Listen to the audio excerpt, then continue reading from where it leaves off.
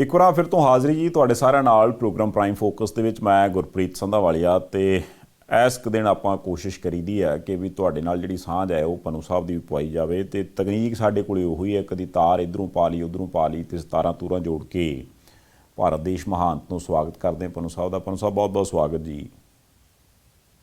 ਜੀ ਸ਼ੁਕਰੀਆ ਜੀ, ਸਤਿ ਸ੍ਰੀ ਅਕਾਲ ਜੀ। ਪਨੂ ਸਾਹਿਬ ਗੱਲ ਇਹ ਆ ਕਿ ਵੀ ਕਰੋਨੇ ਦਾ ਵਾਹਵਾ ਰੌਲਾ ਪਹਿਲਾਂ ਮੇਰੇ ਸਤਿ ਸ੍ਰੀ ਅਕਾਲ ਦਾ ਜਵਾਬ ਦਿਓ। ਤੁਸੀਂ ਕੈਨੇਡਾ ਜਾ ਕੇ ਸਤਿ ਸ੍ਰੀ ਅਕਾਲ ਦਾ ਜਵਾਬ ਦੇਣੋਂ ਹਟ ਗਏ। ਮੈਂ ਕਿਹਾ ਜੀ ਸਤਿ ਸ੍ਰੀ ਅਕਾਲ ਆ, ਸਤਿ ਸ੍ਰੀ ਅਕਾਲ ਕਿਉਂ ਨਹੀਂ? ਹਾਂ ਬਿਲਕੁਲ ਠੀਕ ਹੈ। ਇਹ ਇੱਕ ਚੀਜ਼ ਦੇਖੋ ਪਨੂ ਸਾਹਿਬ, ਇੱਕ ਚੀਜ਼ ਹੋਰ ਸੀ, ਇਹ ਸਤਿ ਸ੍ਰੀ ਅਕਾਲ 'ਚ ਵੀ ਪੰਜਾਬੀਆਂ ਦੇ ਕਈ ਰੰਗ ਆ ਨਾ। ਉਹ ਕਹਿੰਦਾ ਫਿਰ ਚੰਗਾ ਫਿਰ ਸਾਡੇ ਵੱਲੋਂ ਫਿਰ ਸਤਿ ਸ੍ਰੀ ਅਕਾਲ ਹੀ ਆ ਹੁਣ। ਫਿਰ ਨਹੀਂ ਦੂਜੀ ਗੱਲ ਵੀ ਹੈ ਨਾ, ਮੈਂ ਜਦੋਂ ਪਹਿਲੀ ਵਾਰ ਕੈਨੇਡਾ ਗਿਆ ਮੈਨੂੰ ਉਦੋਂ ਇਹਨਾਂ ਦੱਸਦਾ ਸੀ ਕਿ ਕੈਨੇਡਾ ਦੇ ਸਾਗ ਵਿੱਚੋਂ ਵੀ ਇੰਨੀ ਖੁਸ਼ਬੂ ਨਹੀਂ ਆਉਂਦੀ ਕਿ ਗੁਆਂਢੀਆਂ ਨੂੰ ਆ ਜੇ। ਜਿਹੜੇ ਪੰਜਾਬ ਦੇ ਵਿੱਚ ਹੀ ਹੁੰਦਾ ਕਿ ਜਿਹਦਾ ਕਿਸੇ ਦੇ ਘਰ ਸਾਗ ਬਣਦਾ ਹੋਵੇ ਸਾਰੀ ਪੱਤੀ ਦੇ ਘਰਾਂ 'ਚ ਪਤਾ ਲੱਗ ਜਾਂਦਾ। ਤੇ ਉਹ ਜਿੱਦਣ ਦਾ ਗੁਰਪ੍ਰੀਤ ਸੰਧਾਵਾਲੀਆ ਕੈਨੇਡਾ ਚਲਾ ਗਿਆ ਉਦੋਂ ਦਾ ਸਤਿ ਸ੍ਰੀ ਅਕਾਲ ਦਾ ਜਵਾਬ ਦੇਣੋਂ ਹਟ ਗਿਆ। ਚਲੋ ਤੁਸੀਂ ਵੀ ਲਾ ਲਓ, ਖੇਡ ਲਓ, ਤੁਸੀਂ ਵੀ, ਹੋਰ ਕੁਛ ਨਹੀਂ ਤੇ ਇਸ ਵੇਲੇ। ਅੱਛਾ ਮੇਰੀ ਗੱਲ ਸੁਣੋ, ਕਰੋਨੇ ਵਾਲੀ ਮੈਂ ਗੱਲ ਕਰਦਾ ਸੀਗਾ, ਰੌਲਾ ਰੱਪਾ ਜਾਂਦੇ ਕਿਨੋਂ ਘਟ ਗਿਆ? ਸੱਚੀ ਘਟ ਗਿਆ ਕਿ ਬਾ ਖਬਰਾਂ 'ਚ ਹੀ ਘਟਿਆ ਜੀ? ਨਹੀਂ ਦੇਖੋ, ਕੇਸ ਵੀ ਘਟੇ ਆ, ਪਤਾ ਨਹੀਂ ਕਿੱਦਾਂ ਘਟੇ ਆ, ਸੱਚੀ ਮੁੱਚੀ ਘਟੇ ਆ ਕਿ ਟੈਸਟਿੰਗ ਘਟੀ ਆ। ਮੈਨੂੰ ਲੱਗਦਾ ਕਿ ਕੇਸ ਅੱਗੇ ਨਾਲੋਂ ਘਟੇ ਆ, ਮੌਤਾਂ ਵੀ ਅੱਗੇ ਨਾਲੋਂ ਘਟੀਆਂ ਨੇ। ਅਜੇ ਵੀ ਪਿੰਡਾਂ 'ਚ ਬਹੁਤ ਸਾਰੀਆਂ ਮੌਤਾਂ ਹੋ ਰਹੀਆਂ ਜਿਹੜੀਆਂ ਕਰੋਨਾ ਨਾਲ ਹੋ ਰਹੀਆਂ ਸਮਝੀਆਂ ਜਾਂਦੀਆਂ, ਪਰ ਬਹੁਤੇ ਲੋਕ ਇਹ ਕਹਿੰਦੇ ਜੀ ਟਾਈਫਾਈਡ ਹੋ ਗਿਆ, ਬਸ ਬੁਖਾਰ ਜਿਹਾ ਚੜਿਆ ਸੀ। ਇਹ ਪਹਿਲਾਂ ਜਿੰਨੀਆਂ ਨਹੀਂ, ਪਹਿਲਾਂ ਨਾਲੋਂ ਫਰਕ ਪੈ ਗਿਆ। ਫਰਕ ਪੈਦਾ ਕਿੱਥੋਂ ਪਤਾ ਲੱਗਦਾ? ਯੋਗੀ ਰਾਮਦੇਵ ਹਿੰਦੁਸਤਾਨ ਦੇ ਸਭ ਤੋਂ ਵੱਡੇ ਸੂਬੇ ਦਾ ਸਭ ਤੋਂ ਵੱਧ ਡਰਾਮੇਬਾਜ਼ ਮੁੱਖ ਮੰਤਰੀ ਗਿਣਿਆ ਜਾਂਦਾ। ਉਹਦਾ ਸ਼ਹਿਰ ਹੈ ਗੋਰਖਪੁਰ। ਗੋਰਖਪੁਰ ਦੇ ਜ਼ਿਲ੍ਹਾ ਮੈਜਿਸਟ੍ਰੇਟ ਦਾ ਅੱਜ ਬਿਆਨ ਆਇਆ, ਤੁਸੀਂ ਥੋੜਾ ਜਿਹਾ ਹੈਰਾਨੀ ਨਾਲ ਹੀ ਸੁਣੋਗੇ। ਉਹਨੇ ਪਹਿਲਾਂ ਜਦੋਂ 2 ਮਹੀਨੇ ਪਹਿਲਾਂ ਬਹੁਤ ਜ਼ੋਰ ਇੱਕਦਮ ਫੜਿਆ ਸੀ, ਫਿਰ 15 ਦਿਨ ਪਹਿਲਾਂ ਵੀ ਉਦੋਂ ਉਹਦੀਆਂ 1-2 ਵਾਰ ਵੀਡੀਓ ਆਈਆਂ ਸੀ ਕਿ ਮਰੀਜ਼ ਕਹਿੰਦੇ ਆ ਸਾਨੂੰ ਬੈੱਡ ਨਹੀਂ ਮਿਲਦਾ, ਤੇ ਉਹਨੇ ਮਰੀਜ਼ਾਂ ਨੂੰ ਝਿੜਕਿਆ, ਬੜਾ ਡਾਂਟਿਆ। ਅੱਜ ਉਹ ਕਿਸੇ ਥਾਂ ਤੇ ਬੋਲਿਆ ਤੇ ਉਹਨੇ ਆਖਿਆ ਜੀ ਹਾਲਾਤ ਥੋੜੇ ਜਿਹੇ ਸੁਖਾਵੇਂ ਹੋਏ ਆ। ਪਿਛਲਿਆਂ ਦਿਨਾਂ ਵਿੱਚ ਤਾਂ ਹਾਲਤ ਇਹ ਸੀ ਕਿ ਇੱਕ ਦਿਨ 'ਚ ਹਜ਼ਾਰ ਮਰੀਜ਼ ਆਉਂਦੇ ਸਨ। ਹੁਣ ਉਹ ਇਕੱਲੇ ਗੋਰਖਪੁਰ ਦੇ 1000 ਕਹੀ ਜਾਂਦਾ, ਉਹਦਾ ਮੁੱਖ ਮੰਤਰੀ ਦੇ ਸਾਰੇ ਯੂਪੀ 'ਚ ਰੋਜ਼ ਦੇ 1000 ਨਹੀਂ ਮੰਨਦਾ। ਤੇ ਇਦਾਂ ਦੀ ਗੱਲ ਕਹਿਣ ਤੋਂ ਬਾਅਦ ਉੱਥੇ ਡਿਸਟ੍ਰਿਕਟ ਮੈਜਿਸਟ੍ਰੇਟ ਰਹੂਗਾ ਉਹ ਕਿ ਨਹੀਂ, ਮੈਨੂੰ ਪਤਾ ਨਹੀਂ। ਉਸ ਡਿਸਟ੍ਰਿਕਟ ਵਿੱਚ ਇੱਥੇ ਮੁੱਖ ਮੰਤਰੀ ਦਾ ਆਪਣਾ ਅੱਡਾ ਹੋਵੇ, ਧਾਰਮਿਕ ਉਹਦਾ ਕੇਂਦਰ ਵੀ ਹੋਵੇ, ਉਹ ਉੱਥੇ ਖਲੋ ਕੇ ਇਹੋ ਜਿਹੀ ਗੱਲ ਕਵੇ। ਦੂਜੀ ਗੱਲ ਉਹਨੇ ਕਹਿਤੀ, ਕਹਿੰਦਾ ਜੀ ਇੱਥੇ ਤਾਂ ਇਹ ਹਾਲਤ ਸੀ ਕਿ 100 ਮਰੀਜ਼ ਜਿਹੜੇ ਉਹ ਲਾਈਨ 'ਚ ਹੁੰਦੇ ਸੀ, ਉਹਨਾਂ ਦੇ ਵਾਰਸ ਕਹਿੰਦੇ ਸੀ ਸਾਨੂੰ ਬੈੱਡ ਚਾਹੀਦਾ, ਤੇ ਅਸੀਂ ਕਹਿੰਦੇ ਸਾਂ ਕਿ ਬੈੱਡ ਤੇ ਖਾਲੀ ਕੋਈ ਨਹੀਂ, ਤੇ ਉਹ ਉਡੀਕਦੇ ਹੁੰਦੇ ਸੀ ਇੱਕ ਮਾਰੀ ਜਾਵੇ ਤੇ ਸਾਡੇ ਮਰੀਜ਼ ਨੂੰ ਮਿਲ ਜੂ। ਆਹ ਗੱਲ ਅੱਜ ਤੱਕ ਕਦੇ ਕਿਸੇ ਜ਼ਿਲ੍ਹਾ ਮੈਜਿਸਟ੍ਰੇਟ ਨੇ ਨਹੀਂ ਸੀ ਆਖੀ ਕਿ ਉਹ ਉਡੀਕਦੇ ਹੁੰਦੇ ਸੀ ਕਿ ਇੱਕ ਮਰ ਜਾਵੇ ਤੇ ਬੈੱਡ ਖਾਲੀ ਹੋਊ ਤੇ ਸਾਡੇ ਮਰੀਜ਼ ਨੂੰ ਮਿਲ ਜੂ। ਹੁਣ ਇਹ ਜਿਹੜੀਆਂ ਹਾਲਤਾਂ ਸੀਗੀਆਂ, ਇਹਨਾਂ ਨੂੰ ਕਦੇ ਵੀ ਯੋਗੀ ਆਦਿੱਤਿਆਨਾਥ ਨਹੀਂ ਮੰਨ ਸਕਦਾ। ਉਹ ਤੇ ਕਹਿੰਦਾ ਮੌਤਾਂ ਹੀ ਸਾਰੀਆਂ ਟੀਚਰਾਂ ਦੀਆਂ ਪੰਚਾਇਤ ਚੋਣਾਂ ਦੇ ਵਿੱਚ ਥੋੜ੍ਹੀਆਂ ਜਿਹੀਆਂ 20-25 ਹੋਈਆਂ ਨੇ, ਤੇ ਗਿਣਤੀ ਹਾਈ ਕੋਰਟ 'ਚ ਜਾ ਕੇ 2121 ਦੀ ਰਜਿਸਟਰ ਹੋ ਗਈ ਹੈ। ਉਹ ਜਦੋਂ ਸਾਰੀਆਂ ਗੱਲਾਂ ਨੂੰ ਰੱਦ ਕਰੀ ਜਾਂਦਾ, ਤੇ ਫਿਰ ਇਹ ਜ਼ਿਲ੍ਹਾ ਮੈਜਿਸਟ੍ਰੇਟ ਉਹਦੇ ਆਪਣੇ ਕੇਂਦਰ ਦੇ ਵਿੱਚੋਂ ਗੋਰਖਪੁਰ 'ਚੋਂ ਬਹਿ ਕੇ ਉਹਦੇ ਸ਼ਹਿਰ 'ਚੋਂ ਏਡੀ ਵੱਡੀ ਗੱਲ ਕਹਿ ਦੇ, ਮੈਨੂੰ ਨਹੀਂ ਲੱਗਦਾ ਕਿ ਭੜਕ ਤੱਕ ਇਹਨੂੰ ਉੱਥੇ ਜ਼ਿਲ੍ਹਾ ਮੈਜਿਸਟ੍ਰੇਟ ਰੱਖਣਗੇ। ਇਹੋ ਜਿਹੇ ਬੰਦੇ ਦਾ ਬਿਸਤਰਾ ਚੁਕਾ ਵੀ ਸਕਦੇ ਆ ਉਹ, ਪਰ ਹਾਲਾਤ ਇੱਕ ਤਾਂ ਇਹ ਆ। ਦੂਜੀ ਗੱਲ ਮੈਂ ਇਹ ਦੱਸਾਂ ਕਿ ਅੱਡ-ਅੱਡ ਥਾਵਾਂ ਤੇ ਕਰੋਨਾ ਦੇ ਕੇਸ ਜਿਹੜੇ ਨੇ ਉਹ ਅਜੇ ਤੱਕ ਬੇਸ਼ੱਕ ਗਿਣਤੀ 'ਚ ਘਟ ਰਹੇ ਨੇ, ਮਰੀਜ਼ਾਂ ਦੀ ਗਿਣਤੀ ਨਹੀਂ ਘਟ ਰਹੀ। ਹਸਪਤਾਲਾਂ ਦੇ ਵਿੱਚ ਅਜੇ ਵੀ ਬੈੱਡ ਮਿਲਣਾ ਔਖਾ ਹੈ। ਰਾਜਸਥਾਨ ਦੇ ਵਿੱਚ ਵੀ, ਮੱਧ ਪ੍ਰਦੇਸ਼ ਦੇ ਵਿੱਚ ਵੀ, ਗੁਜਰਾਤ ਦੇ ਵਿੱਚ ਵੀ, ਬਿਹਾਰ ਦੇ ਵਿੱਚ ਵੀ ਰਿਪੋਰਟਾਂ ਆਉਂਦੀਆਂ ਕਿ ਜਿਹੜੇ ਕੋਵਿਡ ਸੈਂਟਰ ਸਰਕਾਰਾਂ ਨੇ ਬਣਾਏ ਆ, ਕਿਸੇ ਥਾਂ ਤੇ ਵੈਂਟੀਲੇਟਰ ਨਹੀਂ ਚੱਲਦੇ, ਕਿਸੇ ਥਾਂ ਤੇ ਦਵਾਈਆਂ ਹੈ ਨਹੀਂ, ਕਿਸੇ ਥਾਂ ਤੇ ਡਾਕਟਰ ਪੂਰੇ ਨਹੀਂ, ਔਰ ਡਰਾਮੇਬਾਜ਼ੀ ਦੇ ਵਿੱਚ ਕੋਈ ਕਸਰ ਨਹੀਂ। ਉਹਦੀ ਹੱਦ ਇਹ ਆ ਕਿ ਗੁਜਰਾਤ ਦੇ ਵਿੱਚ ਇੱਕ ਚੋਣ ਹਲਕਾ ਹੈਗਾ ਵਿਧਾਨ ਸਭਾ ਦਾ, ਕਾਮਰੇਜ ਹਲਕੇ ਤੋਂ ਉੱਥੇ ਜਿਹੜਾ ਬੀਜੇਪੀ ਦਾ MLA ਆ ਝਲਵਾੜੀਆ, ਉਹ ਗਿਆ ਕੋਵਿਡ ਸੈਂਟਰ ਦਾ ਦੌਰਾ ਕਰਨ ਵਾਸਤੇ, ਤੇ 6ਵੀਂ ਪਾਸ ਹੈ ਉਹ MLA ਬੀਜੇਪੀ ਦਾ। ਤੇ ਉੱਥੇ ਉਹਨਾਂ ਨੇ ਆਖਿਆ ਜੀ ਸਾਡੇ ਤੇ ਟੀਕਾ ਲਾਉਣ ਵਾਸਤੇ ਇੱਥੇ ਨਰਸ ਵੀ ਨਹੀਂ, ਕਹਿੰਦਾ ਟੀਕੇ ਦਾ ਕਿੱਦਾਂ ਲਿਆਓ, ਮੈਂ ਲਾਉਣਾ। ਉਹਨੇ ਟੀਕਾ ਫੜਿਆ ਤੇ ਮਰੀਜ਼ ਨੂੰ ਲਾਉਣ ਲੱਗ ਪਿਆ। 6 ਜਮਾਤਾਂ ਪਾਸ ਭਾਰਤੀ ਜਨਤਾ ਪਾਰਟੀ ਦਾ MLA ਉਹ ਟੀਕਾ ਫੜ ਕੇ ਤੇ ਮਰੀਜ਼ ਨੂੰ ਲਾ ਰਿਹਾ ਸੂਰਤ ਸ਼ਹਿਰ ਦੇ ਵਿੱਚ, ਗੁਜਰਾਤ ਦੇ ਵਿੱਚ। ਇਹ ਤੋਂ ਤੁਸੀਂ ਕੀ ਕਰੋਗੇ? ਇੱਦਾਂ ਦੇ ਜਿਹੜੇ ਹਾਲਾਤ ਥੱਲਿਓਂ ਅਸੀਂ ਸੁਣਦੇ ਹਾਂ। ਅੱਜ ਹੁਣ ਉਹਦਾ ਕਰੋਨਾ ਨਾਲ ਵਾਸਤਾ ਭਾਵੇਂ ਨਹੀਂ, ਪਰ ਭਾਰਤ ਦੀਆਂ ਸਿਹਤ ਸੇਵਾਵਾਂ ਨਾਲ ਤਾਂ ਹੈਗਾ ਨਾ। ਮੱਧ ਪ੍ਰਦੇਸ਼ ਦੇ ਵਿੱਚ ਉੱਥੇ ਇੱਕ ਸ਼ਹਿਰ ਦੇ ਵਿੱਚ ਇੱਕ ਨਰਸਿੰਗ ਹੋਮ ਚੱਲਦਾ ਫੜਿਆ ਗਿਆ, ਜਿਹਦਾ ਲਾਇਸੈਂਸ ਨਹੀਂ ਸੀ, ਜਿਹੜਾ ਰਜਿਸਟਰਡ ਨਹੀਂ ਸੀ। ਉਹਦੇ ਅੰਦਰ ਕੈਮਿਸਟ ਸ਼ਾਪ ਸੀ, ਉਹਦਾ ਕੋਈ ਰਜਿਸਟ੍ਰੇਸ਼ਨ ਨਹੀਂ, ਕੋਈ ਲਾਇਸੈਂਸ ਨਹੀਂ। ਤੇ ਉੱਥੇ ਜਾ ਕੇ ਫੜਨ ਫੜਾਉਣ ਦਾ ਚੱਕਰ ਇਸ ਕਰਕੇ ਚੱਲਿਆ ਤੇ ਡਾਕਟਰ ਇਸ ਕਰਕੇ ਫਰਾਰ ਹੋ ਗਏ ਆ ਕਿ ਇੱਕੋ ਦਿਨ 'ਚ 7 ਮੌਤਾਂ ਹੋ ਗਈਆਂ ਨੇ। ਜਿਹੜੀਆਂ ਨਰਸਾਂ ਰੱਖੀਆਂ ਉਹਨਾਂ 'ਚੋਂ ਕਿਸੇ ਨਰਸ ਦੇ ਕੋਲ ਕੋਈ ਟ੍ਰੇਨਡ ਸਰਟੀਫਿਕੇਟ ਨਹੀਂ ਸੀ। ਉਹ ਸਾਰਾ ਕੁਝ ਜੋ ਕੁਝ ਉਹ ਕਹਿੰਦੇ ਪਏ ਨੇ, ਉਹਨੂੰ ਆਖੀਏ ਜਿਹੜੇ ਡਾਕਟਰ ਨੇ ਉਹ ਅਸਲ 'ਚ ਦੂਸਰੇ ਹਸਪਤਾਲਾਂ 'ਚ ਨੌਕਰੀ ਕਰਦੇ ਆ ਤੇ ਇੱਥੇ ਆ ਕੇ ਉਹਨਾਂ ਨੇ 2 ਕੁ ਮੁੰਡੇ ਰੱਖੇ ਆ ਜਿਹੜੇ ਨਵੇਂ ਅਜੇ MBBS ਕਰਕੇ ਆਏ ਆ ਤੇ ਆਉਂਦਾ ਕੱਖ ਨਹੀਂ ਤੇ ਹਸਪਤਾਲ ਚਲਾਈ ਜਾ ਰਹੇ ਸੀ। ਹਸਪਤਾਲ ਅਜੇ ਤੱਕ ਰਜਿਸਟਰ ਵੀ ਨਹੀਂ ਕਰਾਇਆ ਤੇ ਬਿਲਡਿੰਗ ਤਗੜੀ ਖੜੀ ਕੀਤੀ ਆ ਤੇ ਬੋਰਡ ਲੱਗਾ ਫਲਾਨਾ ਨਰਸਿੰਗ ਹੋਮ। ਇਹ ਜਿਹੜੀਆਂ ਭਾਰਤ ਦੀਆਂ ਸਿਹਤ ਸੇਵਾਵਾਂ ਇਦਾਂ ਦੀਆਂ ਨੇ, ਇਹਨਾਂ ਦੇ ਵਿੱਚ ਤਾਂ ਅਸੀਂ ਲੋਕ ਰਾਮ ਆਸਰੇ ਹਾਂ, ਕੋਈ ਬਚ ਗਿਆ, ਨਹੀਂ ਤਾਂ ਸਰਕਾਰਾਂ ਵਾਲੇ ਪਾਸਿਓਂ ਤੇ ਕੋਈ ਚੌਕਸੀ ਹੈ ਹੀ ਨਹੀਂ ਗੀ। ਜੇ ਅਸੀਂ ਬਿਹਾਰ ਦੇ ਵਿੱਚ ਵੇਖੀਏ ਤੇ ਉੱਥੇ ਇਹ ਹਾਲ ਆ, ਜੇ ਅਸੀਂ ਝਾਰਖੰਡ ਛੱਤੀਸਗੜ੍ਹ 'ਚ ਵੇਖੀਏ ਤੇ ਉੱਥੇ ਹਾਲ ਹੈ। ਹਾਲਤ ਜੇ ਚੰਗੀ ਆ ਤੇ ਸਿਰਫ 2 ਰਾਜਾਂ 'ਚ ਆ, ਇੱਕ ਕੇਰਲਾ ਤੇ ਦੂਸਰਾ ਉੜੀਸਾ। ਬਾਕੀ ਸਭ ਥਾਵਾਂ ਤੇ ਬਾਬਾ ਆਦਮ ਹਰ ਇੱਕ ਦਾ ਨਿਰਾਲਾ, ਆਪੋ ਆਪਣੇ ਥਾਂ ਤੇ ਰਾਜਸੀ ਪੱਖ ਤੋਂ ਚਾਂਦਮਾਰੀ ਕਰਨ ਨੂੰ ਸਾਰੇ ਤਗੜੇ ਆ। ਅਮਲ ਵਿੱਚ ਕੰਮ ਬਹੁਤ ਘੱਟ ਹੋ ਰਿਹਾ ਤੇ ਇਹਦੇ ਵਿੱਚ ਸਾਡਾ ਪੰਜਾਬ ਵੀ ਸ਼ਾਮਲ ਆ। ਇਹ ਨਾ ਸਮਝੀਏ ਕਿ ਪੰਜਾਬ 'ਚ ਸਭ ਕੁਝ ਦਰੁਸਤ ਹੈ। ਅੱਛਾ ਪਨੂ ਸਾਹਿਬ, ਇਹ ਸਾਰੇ ਕੁਝ ਦੇ ਵਿੱਚ ਇੱਕ ਉਹ ਨਹੀਂ ਸਮਝ ਆਈ ਵੀ ਇੱਕ ਬਾਬਾ ਜੀ ਆ, ਉਹ ਪਹਿਲਾਂ ਢਿੱਡ ਘਮਾਉਣ ਤੋਂ ਸ਼ੁਰੂ ਹੋਏ ਸੀ ਤੇ ਉਸ ਤੋਂ ਬਾਅਦ ਐਸੀ ਉਹਨਾਂ ਨੇ ਭਮੀਰੀ ਕਮਾਈ ਆ ਵੀ ਮਾਲ ਬਹੁਤ ਜ਼ਿਆਦਾ ਬਣਾ ਲਿਆ। ਉਹਨਾਂ ਦੇ ਦੁਆਲੇ ਅੱਜ ਕੱਲ੍ਹ ਸਿਹਤ ਮੰਤਰੀ ਸਾਹਿਬ ਵੀ ਹੋਏ ਆ, IMA ਵਾਲੇ ਵੀ ਹੋਏ ਆ। ਉਹ ਬਾਬਾ ਜੀ ਬਾਰੇ ਵੀ ਕੋਈ ਜਾਣਕਾਰੀ ਦਿਓ, ਕੋਈ ਬਾਬਾ ਮੰਨਿਆ ਹੈ ਕਿ ਨਹੀਂ ਮੰਨਿਆ ਆਪਣਾ ਬਿਆਨ ਵਾਪਸ ਲੈਣ ਨੂੰ? ਬਾਬਾ ਰਾਮਦੇਵ ਦੀ ਤੁਸੀਂ ਗੱਲ ਕਰਦੇ ਆ, ਉਹ ਬਾਬਾ ਵੀ ਜਾਲੀ ਬਾਬਾ। ਹੁਣ ਤੱਕ ਅਸੀਂ ਸੁਣਦੇ ਸੀ ਪੁਰਾਣੇ ਰਿਸ਼ੀ ਮੁਨੀ ਯੋਗ ਕਰਦੇ ਹੁੰਦੇ ਸੀ, ਇਹ ਯੋਗ ਨਹੀਂ ਯੋਗਾ ਕਰਦਾ ਤੇ ਕਰਾਉਂਦਾ। ਅੱਜ ਤੱਕ ਕਦੇ ਕਿਸੇ ਬਾਬੇ ਨੇ, ਕਿਸੇ ਯੋਗੀ ਨੇ ਵਪਾਰ ਨਹੀਂ ਸੀ ਕੀਤਾ। ਇਹ ਬਾਬਾ ਵਪਾਰ ਕਰਦਾ।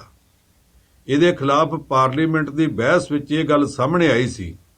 ਡਾਕਟਰ ਮਨਮੋਹਨ ਸਿੰਘ ਦੀ ਉਦੋਂ ਸਰਕਾਰ ਹੁੰਦੀ ਸੀ। ਵਿਰੋਧੀ ਧਿਰ ਦੇ ਲੀਡਰਾਂ ਨੇ ਵੀ ਤੇ ਹਾਕਮ ਪਾਰਟੀ ਦੇ ਮੈਂਬਰਾਂ ਨੇ ਵੀ ਆਖਿਆ ਸੀ ਕਿ ਉੱਥੇ ਲੇਬਰ ਯੂਨੀਅਨ ਨੇ ਸ਼ਿਕਾਇਤ ਕੀਤੀ ਹੈ ਕਿ ਬਾਬੇ ਦੀਆਂ ਦਵਾਈਆਂ 'ਚ ਮਨੁੱਖੀ ਸਰੀਰਾਂ ਦੀ ਮਿੱਝ ਕੱਢ ਕੇ ਪਾਈ ਜਾਂਦੀ ਆ ਔਰ ਉਚੇਚੇ ਬੰਦੇ ਰੱਖੇ ਆ ਜਿਹੜੇ ਸਿਵਿਆਂ 'ਚੋਂ ਰਾਤ ਨੂੰ ਮਿੱਝ ਕੱਢ ਕੇ ਲਿਆਉਂਦੇ ਆ। ਅੱਜ ਤੱਕ ਇਸ ਗੱਲ ਦਾ ਕਦੇ ਕਿਸੇ ਨੇ ਕੋਈ ਜਵਾਬ ਨਹੀਂ ਦਿੱਤਾ। ਇਹਦੀਆਂ ਦਵਾਈਆਂ ਦੇ ਵਿੱਚੋਂ ਕਿਹੜੀ ਦਵਾਈ ਟੈਕਸਾਂ ਦੀ ਚੋਰੀ ਵਾਸਤੇ ਰਾਤ ਨੂੰ ਉੱਥੋਂ ਪਿਛਲੇ ਦਰਵਾਜ਼ਿਓਂ ਟਰੱਕ ਨਿਕਲਦੇ ਵੀ ਫੜੇ ਗਏ ਸੀ। ਜਵਾਬ ਉਹਦਾ ਵੀ ਅੱਜ ਤੱਕ ਨਹੀਂ ਆਇਆ। ਇਹਨੇ ਹੁਣ ਤੱਕ 3 ਵਾਰ ਕਹਿ ਦਿੱਤਾ ਕਿ ਮੈਂ ਕਰੋਨਾ ਦੀ ਦਵਾਈ ਬਣਾ ਲਈ। 2 ਵਾਰੀ ਦਵਾਈ ਬਕਾਇਦਾ ਰਿਲੀਜ਼ ਕੀਤੀ ਗਈ ਹੈ। ਇੱਕ ਵਾਰੀ ਇਹਨੇ ਤੇ ਇਹਦੇ ਚੇਲੇ ਨੇ ਬਾਲ ਕ੍ਰਿਸ਼ਨ ਨੇ ਰਿਲੀਜ਼ ਕੀਤੀ ਸੀ। ਇੱਕ ਵਾਰੀ ਇਹਨੇ 2 ਕੇਂਦਰੀ ਮੰਤਰੀਆਂ ਨੂੰ, ਜਿਨ੍ਹਾਂ 'ਚ ਇੱਕ ਭਾਰਤ ਦਾ ਸਿਹਤ ਮੰਤਰੀ ਡਾਕਟਰ ਹਰਸ਼ਵਰਧਨ ਸੀ, ਉਹਨਾਂ ਦੋਵਾਂ ਨੂੰ ਨਾਲ ਲਿਆ ਕੇ ਤੇ ਉਹ ਦਵਾਈ ਰਿਲੀਜ਼ ਕੀਤੀ ਤੇ ਦੋਵੇਂ ਵਾਰੀ ਬਾਅਦ ਵਿੱਚ ਮੰਨਣਾ ਪਿਆ ਕਿ ਉਹ ਦਵਾਈ ਕਰੋਨਾ ਦੀ ਨਹੀਂ ਸੀ। ਇਸੇ ਬਾਬੇ ਨੇ ਪਿਛਲੇ ਦਿਨਾਂ 'ਚ 2 ਗੱਲਾਂ ਇਕੱਠੀਆਂ ਆਖੀਆਂ। ਯੋਗ ਦਾ ਇੱਕ ਕੈਂਪ ਲਾਇਆ ਤੇ ਉਹਦੇ 'ਚ ਆਖਿਆ ਕਿ ਆ ਮੇਰੇ ਆਖੇ ਮੁਤਾਬਕ ਇਸ ਤਰ੍ਹਾਂ ਕਰੋ, ਆ ਯੋਗ ਕਰੋ, ਉਹ ਕਰੋ, ਸਾਹ ਇੱਧਰ ਦੀ ਲਓ, ਉੱਧਰ ਦੀ ਕੱਢੋ, ਤੁਹਾਡੇ ਲਾਗੇ ਕਰੋਨਾ ਆਉਂਦਾ ਹੀ ਨਹੀਂ। ਆ ਜਿਹੜੇ ਤੁਹਾਡੀਆਂ 2 ਨਾਸਾਂ ਨੇ, ਤੁਹਾਡੇ ਆਕਸੀਜਨ ਦੇ ਕੁਦਰਤੀ ਸਿਲੰਡਰ ਨੇ, ਤੁਹਾਨੂੰ ਕਰੋਨਾ ਹੋ ਹੀ ਨਹੀਂ ਸਕਦਾ। ਤੇ ਨਾਲ ਹੀ ਇਹ ਕਹਿਤਾ ਆਯੁਰਵੈਦਿਕ ਇੰਨਾ ਤਕੜਾ ਸਿਸਟਮ ਹੈ ਕਿ ਦੁਨੀਆ ਵਾਲਿਆਂ ਤੋਂ ਅੱਜ ਤੱਕ ਕਰੋਨਾ ਦੀ ਦਵਾਈ ਬਣੀ ਨਹੀਂ ਤੇ ਸਾਡੀ ਪਤੰਜਲੀ ਪੀਠ ਨੇ ਕਰੋਨਾ ਦੀ ਦਵਾਈ ਵੀ ਬਣਾ ਲਈ ਹੈ। ਜੇ ਆਕਸੀਜਨ ਦੇ 2 ਕੁਦਰਤੀ ਸਿਲੰਡਰਾਂ ਨਾਲ ਸਰਦਾ ਤੇ ਤੇਰਾ ਯੋਗ ਠੀਕ ਹੈ ਤੇ ਤੈਨੂੰ ਇੰਨਾ ਯਕੀਨ ਹੈ ਕਿ ਇਹਦੇ ਨਾਲ ਕਿਸੇ ਵੀ ਹਾਲਤ ਵਿੱਚ ਕਰੋਨਾ ਕਿਸੇ ਨੂੰ ਹੋ ਹੀ ਨਹੀਂ ਸਕਦਾ, ਤੇ ਫਿਰ ਕਰੋਨਾ ਦੀ ਦਵਾਈ ਕਿਉਂ ਬਣਾਈ ਆ ਤੇ ਉਸ ਦਵਾਈ ਦੀ ਮਸ਼ਹੂਰੀ ਯੋਗ ਦੇ ਕੈਂਪ ਵਿੱਚ ਕਿਉਂ ਕਰਦਾ ਪਿਆ? ਹੁਣ ਪਿਛਲੇ ਦਿਨਾਂ 'ਚ ਇਹਨੇ 2-3 ਵਾਰੀ ਐਲੋਪੈਥਿਕ ਡਾਕਟਰਾਂ ਦੇ ਖਿਲਾਫ ਬਹੁਤ ਉਲਟੀ ਸਿੱਧੀ ਬਿਆਨਬਾਜ਼ੀ ਕੀਤੀ ਹੈ।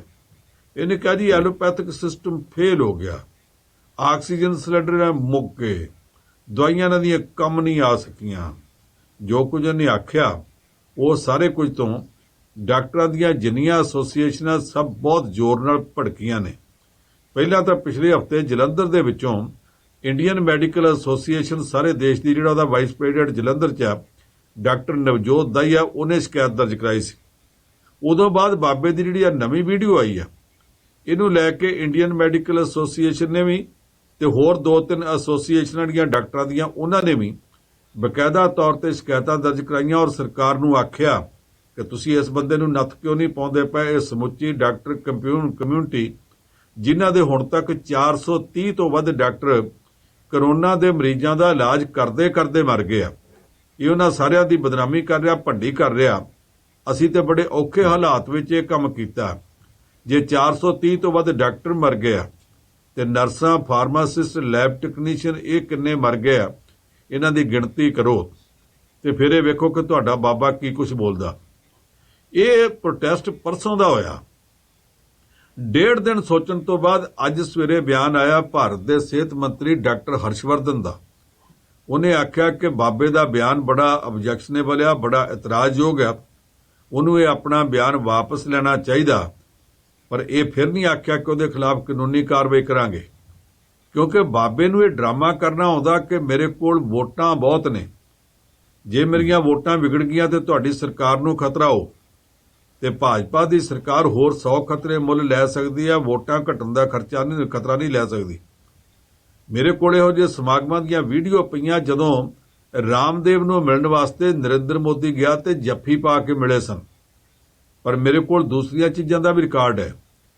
ਅੰਨਾ ਹਜ਼ਾਰੇ ਦੀ ਮੂਵਮੈਂਟ 'ਚ ਇਹਨੂੰ ਕਿਸੇ ਨੇ ਸੱਦਿਆ ਨਹੀਂ ਸੀ। ਤੂੰ ਕੌਣ ਮੈਂ ਖਾਮਖਾ ਬਦੋ-ਬਦੀ ਜਾ ਕੇ ਉੱਥੇ ਬੋਲਿਆ ਤੇ ਫਿਰ ਇਹਨੇ ਕਹਿਤਾ ਕਿ ਤੁਸੀਂ ਤਾਂ ਸਿਰਫ ਲੋਕਾਯੁਕਤ ਦੀ ਲੜਾਈ ਲੜਦੇ ਹੋ, ਮੈਂ ਵਿਦੇਸ਼ਾਂ 'ਚ ਜਿਹੜਾ ਕਾਲਾ ਧਨ ਪਿਆ ਉਹਦੀ ਲੜਾਈ ਲੜੂੰਗਾ ਤੇ ਮੈਂ ਵੱਖਰਾ ਮੋਰਚਾ ਲਾਊਂਗਾ। ਇਹਨੇ ਵੱਖਰਾ ਮੋਰਚਾ ਲਾਇਆ, ਇੱਕ ਦਿਨ ਚੱਲ ਗਿਆ, ਦੂਜੇ ਦਿਨ ਆਪਣੀ ਜਿੱਦ ਦੇ ਉੱਤੇ ਜਦੋਂ ਦੂਜੇ ਦਿਨ ਸ਼ਾਮ ਪੈ ਗਈ ਤੇ ਕਪਲ ਸਿੱਬਲ ਹੁੰਦਾ ਸੀ ਕੇਂਦਰੀ ਮੰਤਰੀ, ਉਹਨੇ ਪ੍ਰੈਸ ਵਾਲਿਆਂ ਨੂੰ ਸੱਦ ਕੇ ਆਖਿਆ ਜੀ ਬਾਬਾ ਕਰਦਾ ਡਰਾਮੇਬਾਜ਼ੀ। ਇਹਨੇ ਕੱਲ ਜਦੋਂ ਧਰਨਾ ਮਾਰਨਾ ਸੀ ਸਾਰੀ ਤਿਆਰੀ ਕਰ ਚੁੱਕਾ ਸੀ। ਏਅਰਪੋਰਟ ਤੇ ਆ ਕੇ ਉਤਰਿਆ ਤੇ ਇੱਥੇ ਆਉਣ ਤੋਂ ਪਹਿਲਾਂ ਸਾਡੇ ਨਾਲ 5 ਮੰਤਰੀਆਂ ਨਾਲ ਇਹਨੇ ਮੀਟਿੰਗ ਕੀਤੀ ਆ। ਆਹ ਜਿਹੜਾ ਬੱਚਿਆਂ ਦੀ ਨੋਟਬੁੱਕ ਹੁੰਦੀ ਲਕੀਰਾਂ ਵਾਲੀ, ਉਹਦੇ ਕਾਪੀ ਦੇ ਕਾਗਜ਼ ਤੇ ਇਹਨੇ ਲਿਖ ਕੇ ਦਿੱਤਾ ਕਿ ਆਹ ਗੱਲਾਂ ਦੀ ਸਾਡੀ ਤੁਹਾਡੀ ਸਹਿਮਤੀ ਤੇ ਮੈਂ ਕੱਲ 4 ਵਜੇ ਤੱਕ ਇੱਥੇ ਧਰਨਾ ਮਾਰੂੰਗਾ ਤੇ ਮੁੜ ਕੇ ਮੇਰਾ ਤੁਹਾਡੇ ਨਾਲ ਵਾਅਦਾ ਮੈਂ ਧਰਨਾ ਚੁੱਕ ਲੂੰਗਾ। ਤੇ ਕਹਿੰਦੇ ਉਹਦੇ ਵਾਅਦੇ ਦੇ ਮੁਤਾਬਕ ਜਿਹੜੀਆਂ ਗੱਲਾਂ ਨੇ ਆਖੀਆਂ ਸੀ ਉਹ ਅਸੀਂ ਕਰ ਦਿੱਤੀਆਂ। ਹੁਣ ਅੱਜ ਸਵੇਰ ਤੋਂ ਉਹਨੂੰ ਬੀਜੇਪੀ ਵਾਲਿਆਂ ਨੇ ਘੇਰਾ ਪਾ ਲਿਆ ਤੇ ਹੁਣ ਬਾਬਾ ਵਾਅਦੇ ਤੋਂ ਕਿਉਂ ਮੁੱਕਰਦਾ ਪਿਆ। ਬਾਬੇ ਨੇ ਉੱਥੇ ਧਰਨੇ 'ਚ ਇਹ ਗੱਲ ਨਹੀਂ ਸੀ ਆਖੀ ਕਿ ਮੈਂ ਵਾਅਦਾ ਨਹੀਂ ਕੀਤਾ, ਆਖਿਆ ਇਹ ਕਿ ਵਾਅਦਾ ਤੇ ਅੰਦਰ ਦੀ ਗੱਲ ਸੀ। ਕਾਂਗਰਸ ਵਾਲਿਆਂ ਨੇ ਉਹ ਵਾਅਦਾ ਕਿਉਂਕਿ ਪਬਲਿਕ ਵਿੱਚ ਲੋਕਾਂ ਦੇ ਸਾਹਮਣੇ ਰੱਖ ਦਿੱਤਾ, ਇਸ ਕਰਕੇ ਅੱਜ ਤੋਂ ਮੈਂ ਫੈਸਲਾ ਕਰ ਲਿਆ ਮੈਂ ਕਾਂਗਰਸ ਨਾਲ ਕੋਈ ਗੱਲ ਨਹੀਂ ਕਰੂੰਗਾ। ਵੀ ਤੇਰਾ ਲਿਖਤੀ ਵਾਅਦਾ ਕੀਤਾ ਹੀ ਕਿਉਂ ਤੂੰ ਇਸ ਗੱਲ ਦਾ ਕਿ ਮੈਂ ਸੌਦਾ ਮਾਰ ਕੇ ਧਰਨੇ ਤੇ ਬੈਠੂੰਗਾ। ਤੇ ਫਿਰ ਅੱਧੀ ਰਾਤ ਨੂੰ ਸਲਵਾਰ ਕਮੀਜ਼ ਪਾ ਕੇ ਨਿਕਲਦਾ ਫੜਿਆ ਗਿਆ ਸੀ। ਮੁੜ ਕੇ ਰੋਂਦਾ ਬੜਾ ਸੀ, ਉੱਥੇ ਜਾ ਕੇ ਹਰਿਦੁਆਰ ਦੇ ਵਿੱਚ ਡਰਾਮਾ ਕੀਤਾ। ਉਦੋਂ ਤੋਂ ਲੈ ਕੇ ਬਾਬਾ ਬੀਜੇਪੀ ਦਾ, ਇਹਦੋਂ ਪਹਿਲਾਂ ਕਾਂਗਰਸ ਵਾਲੇ ਇਹਨੂੰ ਅੱਡ-ਅੱਡ ਥਾਵਾਂ ਤੇ ਪਲਾਟ ਦਿੰਦੇ ਸੀ ਫੈਕਟਰੀਆਂ ਲਾਉਣ ਦੇ ਬਹਾਨੇ। ਉਦੋਂ ਬਾਅਦ ਬੀਜੇਪੀ ਦੀਆਂ ਸਰਕਾਰਾਂ ਨੇ ਇਹਨੂੰ ਪਲਾਟ ਦੇਣੇ ਸ਼ੁਰੂ ਕਰ ਦਿੱਤੇ। ਜਿਹੜੀਆਂ ਬੀਜੇਪੀ ਦੀਆਂ ਸਰਕਾਰਾਂ ਇਹਦੇ ਨਾਲ ਇੰਨੀਆਂ ਇਕਮਿਕ ਆ ਕਿ ਪਾਰਲੀਮੈਂਟ ਹੋਵੇ ਜਾਂ ਅਸੈਂਬਲੀ ਹੋਵੇ, ਸੀਟਾਂ ਦਾ ਕੋਟਾ ਟਿਕਟਾਂ ਦਾ ਵੀ ਇਹਦੇ ਵਾਸਤੇ ਕੱਢਦੇ ਨੇ। ਇਹਦੇ ਚੇਲਿਆਂ ਨੂੰ ਇਹਦੇ ਕਹਿਣ ਤੇ ਟਿਕਟਾਂ ਦਿੰਦੇ ਨੇ। ਇਹ ਸਬੂਤ ਨੇ। ਉਹ ਇਹਦੇ ਖਿਲਾਫ ਕਾਰਵਾਈ ਕਿੱਦਾਂ ਕਰਨਗੇ। ਡਾਕਟਰ ਹਰਸ਼ਵਰਧਨ ਖੁਦ ਡਾਕਟਰ ਆ ਤੇ ਉਹਨੂੰ ਪਤਾ ਇਹੋ ਜਿਹੀ ਕਿਸੇ ਗੈਰ ਕਾਨੂੰਨੀ ਦਵਾਈ ਦੇ ਰਿਲੀਜ਼ ਵਾਸਤੇ ਉਹਨੂੰ ਜਾਣਾ ਨਹੀਂ ਸੀ ਚਾਹੀਦਾ, ਜਿਹਦਾ ਲਾਇਸੈਂਸ ਨਹੀਂ ਲਿਆ ਗਿਆ, ਜਿਹਦੇ ਟੈਸਟ ਬਾਰੇ ਸਰਕਾਰ ਨੂੰ ਪਤਾ ਨਹੀਂ। ਤੇ ਹਰਸ਼ਵਰਧਨ ਨੇ ਉੱਥੇ ਜਾ ਕੇ ਗੁਨਾਹ ਕੀਤਾ। ਇੰਡੀਅਨ ਮੈਡੀਕਲ ਐਸੋਸੀਏਸ਼ਨ ਕਹਿੰਦੀ ਆ ਕਿ ਡਾਕਟਰ ਹਰਸ਼ਵਰਧਨ ਉੱਥੇ ਗਿਆ ਸੀ, ਕੇਂਦਰੀ ਸਿਹਤ ਮੰਤਰੀ ਹੁੰਦਿਆਂ ਵੀ ਉਹਦਾ ਜਾਣਾ ਗਲਤ ਸੀ ਤੇ ਡਾਕਟਰ ਹੁੰਦਿਆਂ ਵੀ ਉਹਦਾ ਉੱਥੇ ਜਾਣਾ ਗਲਤ ਸੀ। ਆਯੁਰਵੈਦਿਕ ਦੀ ਦਵਾਈ ਐਲੋਪੈਥਿਕ ਦਾ ਡਾਕਟਰ ਉੱਤੇ ਰਿਲੀਜ਼ ਕਰਾਉਣ ਗਿਆ, ਦਾ ਲਾਇਸੈਂਸ ਕੈਂਸਲ ਕਰਨਾ ਚਾਹੀਦਾ। ਹੁਣ ਹਰਸ਼ਵਰਧਨ ਨੇ ਜਿਹੜਾ ਰਾਮਦੇਵ ਦੇ ਖਿਲਾਫ ਬਿਆਨ ਦਿੱਤਾ ਉਹ ਇਸ ਕਰਕੇ ਦਿੱਤਾ ਕਿਉਂਕਿ ਮੰਗ ਉਹਦੇ ਆਪਣੇ ਲਾਇਸੈਂਸ ਦੇ ਵੀ ਰੱਦ ਕਰਨ ਦੀ ਉੱਠ ਪਈ ਸੀ। ਅੱਛਾ ਪੰਨੂ ਸਾਹਿਬ, ਇੱਕ ਗੱਲ ਨਹੀਂ ਮੈਨੂੰ ਸਮਝ ਆਈ ਵੀ ਜੇ ਤਾਂ ਕੋਈ ਮਾਤੜ ਧਮਾਤੜ ਬੰਦਾ ਹੋਵੇ, ਉਹਦੇ ਕੋਲੋਂ ਕੋਈ ਗੱਲ ਕਹੀ ਜਾਵੇ, ਕੁਝ ਹੋ ਜਾਵੇ ਤੇ ਨਾਲ ਹੀ ਚੱਕ ਕੇ ਤੇ ਅਗਲੇ ਥਾਣੇ ਲੈ ਜਾਂਦੇ ਤੇ ਪੁੱਠਾ ਟੰਗ ਕੇ ਕਹਿੰਦੇ ਵੀ ਤੈਨੂੰ ਗੋਡਾ ਫੇਰਾਂਗੇ। ਇਹ ਜਿਹੜੇ ਵੱਡੇ ਬੰਦੇ ਹੁੰਦੇ ਆ, ਇੱਦਾਂ ਦਾ ਬਾਬਾ ਲਾ ਲਓ ਜਾਂ ਕੋਈ ਲੀਡਰ ਲਾ ਲਓ, ਉਹਨਾਂ ਦੇ ਕੋਲ ਇਹ ਕਿਹੜਾ ਤਰੀਕਾ ਵੀ ਗੱਲ ਇੱਕ ਵਾਰ ਮੂੰਹ ਚੋਂ ਨਿਕਲ ਜਾਂਦੀ ਆ, ਉਦੋਂ ਬਾਅਦ ਉਹਨੂੰ ਉਹ ਵਾਪਸ ਲੈ ਲੈਂਦੇ ਆ। ਇਹ ਤਰੀਕਾ ਇਹਨਾਂ ਕੋਲ ਹੀ ਕਿਉਂ, ਆਮ ਬੰਦੇ ਕੋਲ ਕਿਉਂ ਨਹੀਂ ਹੈਗਾ ਜੀ? ਵਾਪਸ ਥੋੜਾ ਲੈਂਦੇ ਆ, ਉਹ ਤੇ ਫਿਰ ਵੀ ਇੱਕ ਕਹਿੰਦੇ ਮੈਂ ਤਾਂ ਇਹ ਆਖਿਆ ਹੀ ਨਹੀਂ, ਪਤਾ ਨਹੀਂ ਬਾਤ ਦਾ ਬਤੰਗੜ ਬਣ ਗਿਆ, ਮੈਂ ਤੇ ਗੱਲ ਕੋਈ ਹੋਰ ਆਖੀ ਸੀ। ਉਹਦੇ ਚੇਲੇ ਬਾਲ ਕ੍ਰਿਸ਼ਨ ਦਾ ਬਿਆਨ ਆ ਗਿਆ, ਜਿਹੜੀ ਗੱਲ ਆਖੀ ਗਈ ਹੈ ਜੀ ਉਹ ਵੀਡੀਓ 'ਚ ਹੋਰ ਬਣਾਤੀ ਗਈ, ਅਸੀਂ ਤੇ ਆਖਿਆ ਹੀ ਹੋ ਰਿਹਾ, ਜਦ ਕਿ ਵੀਡੀਓ ਸਾਰੇ ਹਿੰਦੁਸਤਾਨ ਦੇ ਕੋਲ ਘਰ ਘਰ ਪਹੁੰਚ ਚੁੱਕੀ ਹੈ, ਜਿਹਦੇ 'ਚ ਬਾਬੇ ਨੇ ਐਲੋਪੈਥੀ ਦੇ ਖਿਲਾਫ ਬਹੁਤ ਲੰਬਾ ਚੌੜਾ ਬੋਲਿਆ। ਉਹਦੇ ਤੋਂ ਪਹਿਲਾਂ ਜਿਹੜੇ ਯੋਗ ਦੇ ਸਮਾਗਮ ਵਿੱਚ ਬਾਬਾ ਬੋਲਿਆ, ਉਹਦੀ ਵੀ ਵੀਡੀਓ ਲੋਕਾਂ ਕੋਲ ਹੈ। ਪਰ ਇਸ ਬਾਬੇ ਦੀ ਇੱਕ ਵੀਡੀਓ ਹੈ। ਜਦੋਂ 2014 ਦੀਆਂ ਪਾਰਲੀਮੈਂਟ ਚੋਣਾਂ ਸੀ, ਰਾਜਸਥਾਨ ਦੇ ਵਿੱਚ ਇੱਕ ਚੋਣ ਜਲਸੇ 'ਚ ਇਹ ਸਿਆਸੀ ਪ੍ਰਚਾਰ ਕਰਨ ਗਿਆ ਸੀ। ਉੱਥੇ ਬੈਠਾ ਉਮੀਦਵਾਰ ਨੂੰ ਕਹਿਣ ਡਿਆ ਸੀ ਬਾਕੀ ਗੱਲਾਂ ਦੇ ਨਾਲ ਨਾਲ ਪੈਸਿਆਂ ਦਾ ਕੀ ਬਣਿਆ, ਤੇ ਫਿਰ ਕਹਿੰਦਾ ਸੀ ਚੁੱਪ ਕਰ ਮੂਰਖ, ਤੈਨੂੰ ਪਤਾ ਨਹੀਂ ਉੱਪਰ ਕੈਮਰੇ ਲੱਗੇ ਆ। ਉਹ ਸਾਰਾ ਕੁਝ ਇੱਕ ਟੀਵੀ ਚੈਨਲ ਨੇ ਵਿਖਾਤਾ ਸੀ, ਬਾਬਾ ਜੀ ਆਹ ਕਹਿੰਦੇ ਆ।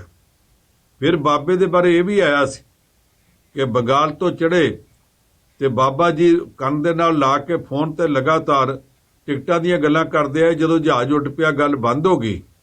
ਦਿੱਲੀ ਆ ਕੇ ਜਹਾਜ਼ ਲੈਂਡ ਕਰਦੇ ਸਾਰ ਫਿਰ ਇਹਨਾਂ ਗੱਲ ਸ਼ੁਰੂ ਕਰਤੀ, ਤੇ ਬਾਹਰ ਨਿਕਲਦਿਆਂ ਸਾਰ ਜਿਹੜਾ ਕੋ ਪੈਸੰਜਰ ਸੀ ਨਾਲ ਦੀ ਸੀਟ ਵਾਲਾ, ਉਹਨੇ ਆਖਿਆ ਬਾਬਾ ਜੀ ਤੁਸੀਂ ਇੰਨੀਆਂ ਨੂੰ ਟਿਕਟਾਂ ਦਿਵਾਉਂਦੇ, ਇੱਕ ਮੈਨੂੰ ਵੀ ਦਿਵਾ ਦਿਓ। ਕਹਿੰਦਾ ਟਿਕਟਾਂ ਇਦਾਂ ਮਿਲ ਜਾਂਦੀਆਂ? ਕਹਿੰਦਾ ਇਦਾਂ ਨਹੀਂ ਮਿਲਦੀਆਂ, ਤੇ ਦੂਜੀ ਤਰ੍ਹਾਂ ਲੈ ਲੈਂਦੇ ਆ, ਤੁਸੀਂ ਜਾਂ ਤਾਂ ਮੈਨੂੰ ਇੱਕ ਟਿਕਟ ਦਿਵਾ ਦਿਓ, ਨਹੀਂ ਤਾਂ ਮੈਂ ਲੋਕਾਂ ਨੂੰ ਦੱਸ ਦਿੰਦਾ ਬਾਬਾ ਜੀ ਕੀ ਗੱਲਾਂ ਕਰਦੇ ਸੀ। ਉਹ ਸਾਰਾ ਕੁਝ ਬੜੀ ਵਾਰ ਰੌਲਾ ਪੈ ਚੁੱਕਾ। ਬਾਬਾ ਜੀ ਨੇ ਕਦੇ ਇਹਨਾਂ ਗੱਲਾਂ ਦਾ ਕੋਈ ਜਵਾਬ ਤਾਂ ਦਿੱਤਾ ਨਹੀਂ, ਔਰ ਉਹ ਤੋਂ ਜਵਾਬ ਮੰਗਦਾ ਵੀ ਕੋਈ ਨਹੀਂ। ਇਹ ਜਿਹੜਾ ਹਿੰਦੁਸਤਾਨ ਦਾ ਸਿਸਟਮ ਹੈ, ਉੱਥੇ ਸਮਰੱਥ ਕੋ ਨਹੀਂ ਦੋਸ਼ ਗੋਸਾਈ, ਜਿਨ੍ਹਾਂ ਦੇ ਕੋਲ ਤਾਕਤ ਹੈ ਉਹਨਾਂ ਦਾ ਕੋਈ ਦੋਸ਼ ਨਹੀਂ। ਇਹਦੀ ਪੜਤਾਲ ਕਿਹਨੇ ਕਰਨੀ ਹੈ? ਰਾਜ ਸਰਕਾਰ ਨੇ ਕਰਨੀ ਹੈ ਜਾਂ ਕੇਂਦਰ ਸਰਕਾਰ ਨੇ ਕਰਨੀ ਹੈ?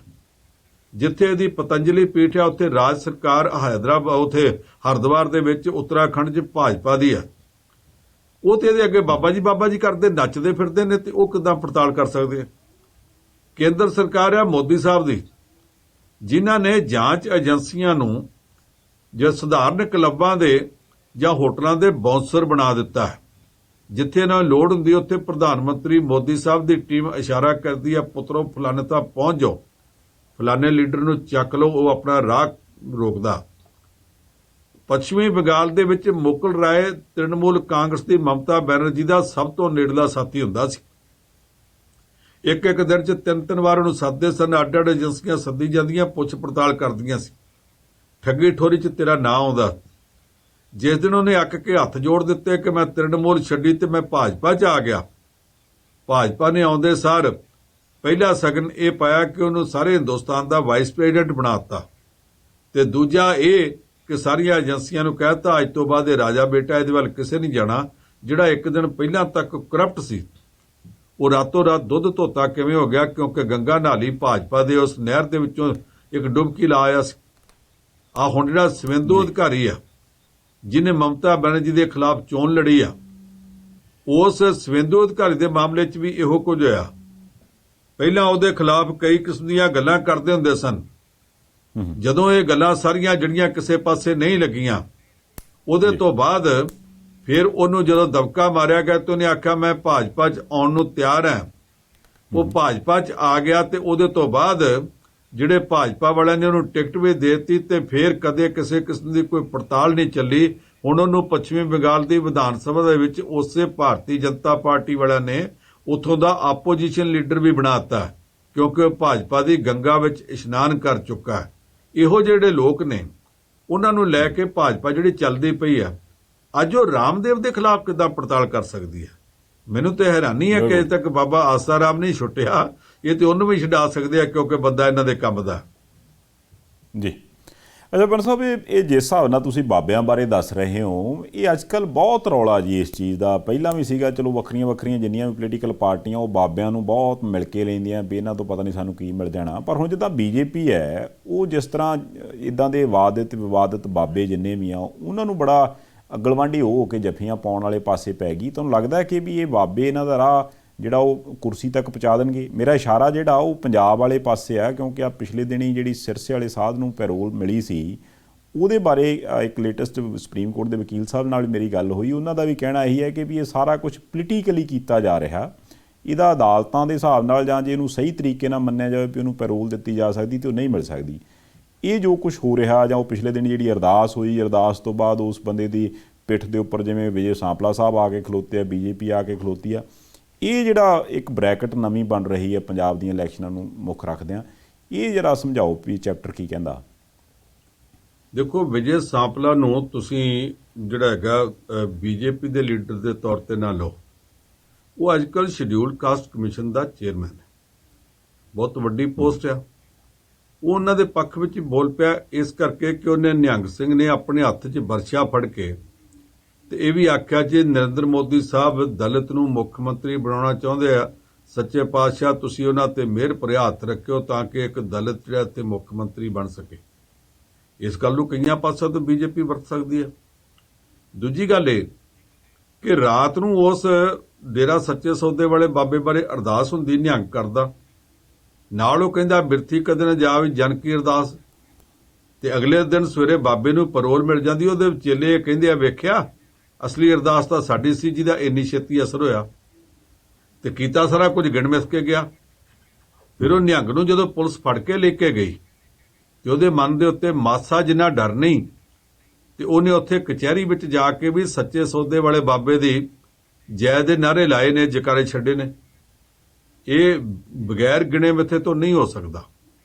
ਬਾਬੇ ਦੀ ਮਦਦ ਕਰਦੀ ਆ ਹਰਿਆਣੇ ਦੀ ਭਾਜਪਾ ਸਰਕਾਰ, ਤੇ ਸਾਨੂੰ ਇਹ ਪਤਾ ਕਿ 25 ਅਗਸਤ 2017 ਨੂੰ ਬਾਬੇ ਨੂੰ ਜਦੋਂ ਅਦਾਲਤ ਨੇ ਦੋਸ਼ੀ ਐਲਾਨ ਕੀਤਾ ਕਿ 2 ਸਾਧਵੀਆਂ ਨਾਲ ਇਹਨੇ ਬਲਾਤਕਾਰ ਕੀਤਾ ਸੀਗਾ, ਕਤਲ ਦੇ ਕੇਸ ਵਿੱਚ ਸਜ਼ਾ ਉਹਨੂੰ ਬਾਅਦ ਚ ਹੁੰਦੀ ਆ, ਜਦੋਂ ਉਹਨੂੰ 2 ਸਾਧਵੀਆਂ ਨਾਲ ਬਲਾਤਕਾਰ ਦਾ ਦੋਸ਼ੀ ਡਿਕਲੇਅਰ ਕੀਤਾ, ਤੇ ਜਦੋਂ ਉੱਥੇ ਪੰਚਕੂਲੇ 'ਚ ਬਹੁਤ ਭੰਨ-ਤੋੜ ਹੋਈ, 42 ਲੋਕ ਮਰ ਗਏ ਸਨ, ਜਿਨ੍ਹਾਂ ਚੋਂ 29 ਜਾਂ 30 ਸ਼ਾਇਦ ਪੰਚਕੂਲੇ 'ਚ ਮਰੇ ਸੀ, ਬਾਕੀ ਸਿਰਸੇ 'ਚ ਮਰੇ ਸਨ।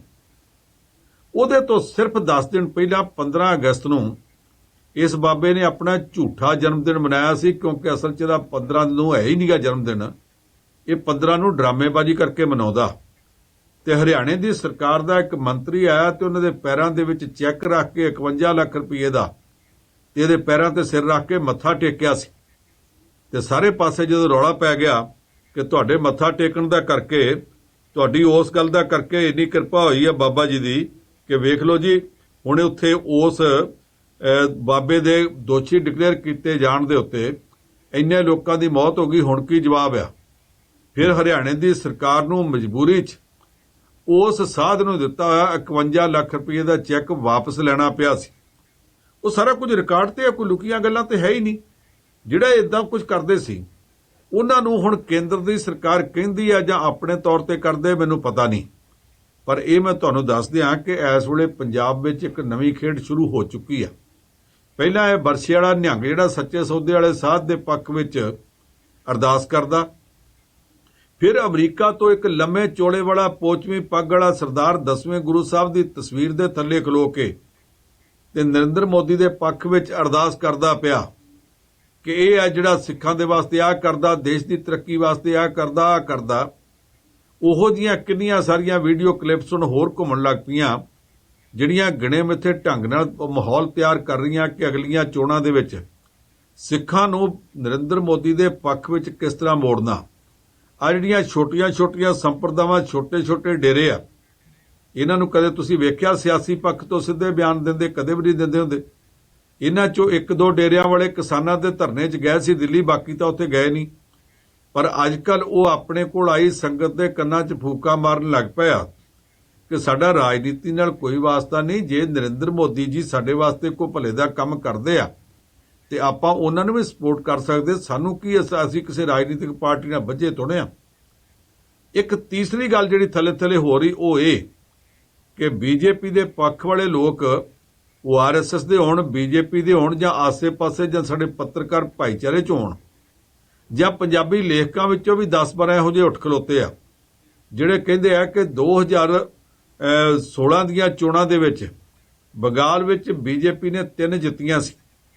ਉਹਨਾਂ 3 ਤੋਂ 77 ਤੱਕ ਜਿਹੜੇ ਮੋਦੀ ਜੀ ਦੀ ਅਗਵਾਈ 'ਚ ਪਹੁੰਚੇ ਆ, ਉਹ ਬੰਗਾਲ ਵਾਲੀ ਖੇਡ ਹੁਣ ਅਸੀਂ ਪੰਜਾਬ ਵਿੱਚ ਵੀ ਦਰਾਉਣੀ ਆ। ਇੱਥੇ ਵੀ ਪਿਛਲੀ ਵਾਰੀ ਅਸੀਂ 3 ਹੀ ਜਿੱਤੇ ਸਾਂ ਤੇ ਅਗਲੀ ਵਾਰੀ ਜੇ 77 ਨਾ ਜਿੱਤੇ ਤੇ 63 ਅਸੀਂ ਕਰ ਲੈਣੀ ਆ, ਸਰਕਾਰ ਸਾਡੀ ਬਣਨੀ ਆ। ਇਹ ਜਿੰਨੇ ਸਾਧ ਸੰਤ ਨੇ ਨਾ ਸਾਰਿਆਂ ਨੂੰ ਹੁਣ ਤੋਂ ਹੀ ਇਸ ਪਾਸੇ ਨੂੰ ਤੋਰਿਆ ਜਾ ਰਿਹਾ। ਤੁਸੀਂ ਤਾਂ ਸੱਚੇ ਸੌਦੇ ਵਾਲੇ ਇਕੱਲੇ ਦੀ ਗੱਲ ਕਰਦੇ ਆ। ਇੱਕ ਬਾਬਾ ਜੀ ਫ੍ਰਿਜ ਵਿੱਚ ਵੀ ਪਏ ਆ ਪੰਜਾਬ 'ਚ, ਦੁਆਬੇ 'ਚ। ਉਹਨਾਂ ਦਾ ਅੱਜ ਕੱਲ੍ਹ ਲੋਕਾਂ ਨੂੰ ਚੇਤਾ ਭੁੱਲਾ ਪਰ ਉਹਨਾਂ ਦੀ ਕਿੰਨੀ ਕੁ ਮਦਦ ਕੀਤੀ ਬੀਜੇਪੀ ਨੇ ਉਹ ਵੀ ਸਾਰਿਆਂ ਨੂੰ ਪਤਾ। ਇੱਕ ਬਾਬਾ ਇੱਥੇ ਰੋਪੜ ਜ਼ਿਲ੍ਹੇ ਸੀ ਜਿਹਨੂੰ ਸਜ਼ਾ ਹੋਈ ਸੀ, ਉਹਦਾ ਪੰਥ ਅਜੇ ਤੱਕ ਆਪਣਾ ਵੱਖਰਾ ਪੰਥ ਚਲਾਈ ਜਾਂਦਾ। ਉਹ ਜੰਗਲਾਤ ਮਹਿਕਮੇ ਦਾ ਬੇਲਦਾਰ ਸੀ, ਸੇਵਾਦਾਰ।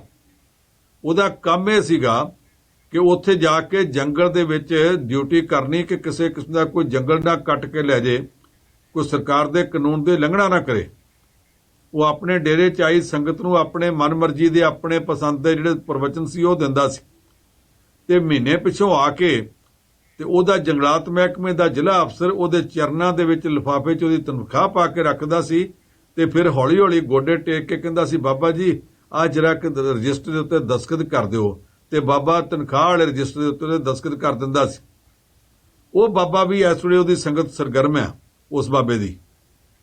ਇਦਾਂ ਦੇ ਬਹੁਤ ਸਾਰੇ ਬਾਬੇ ਆ ਜਿਹੜੇ ਇਸ ਵੇਲੇ ਸਰਗਰਮ ਹੋਏ ਨੇ, ਤੇ ਉਹ ਸਾਰੀ ਸਰਗਰਮੀ ਜਿਹੜੀ ਆ ਇਸ ਗੱਲ ਵਾਸਤੇ ਇੱਕਦਮ ਤੇਜ਼ੀ ਨਾਲ ਸ਼ੁਰੂ ਹੋਈ ਆ ਕਿ ਬਾਕੀ ਦੇ ਹੁਣ ਜਿਹੜੇ 8-10 ਮਹੀਨੇ ਆ, ਕਾਂਗਰਸੀਆਂ ਦਾ ਕਲੇਸ਼ ਆਪਣੀ ਥਾਂ, ਅਕਾਲੀਆਂ ਦੇ ਅਜੇ ਤੱਕ ਪੈਰ ਪੁੰਜੇ ਲੱਗਦੇ ਨਹੀਂ ਪਏ, ਲੋਕੀ ਉਹਨਾਂ ਨੂੰ ਨੇੜੇ ਨਹੀਂ ਲੱਗਣ ਦਿੰਦੇ।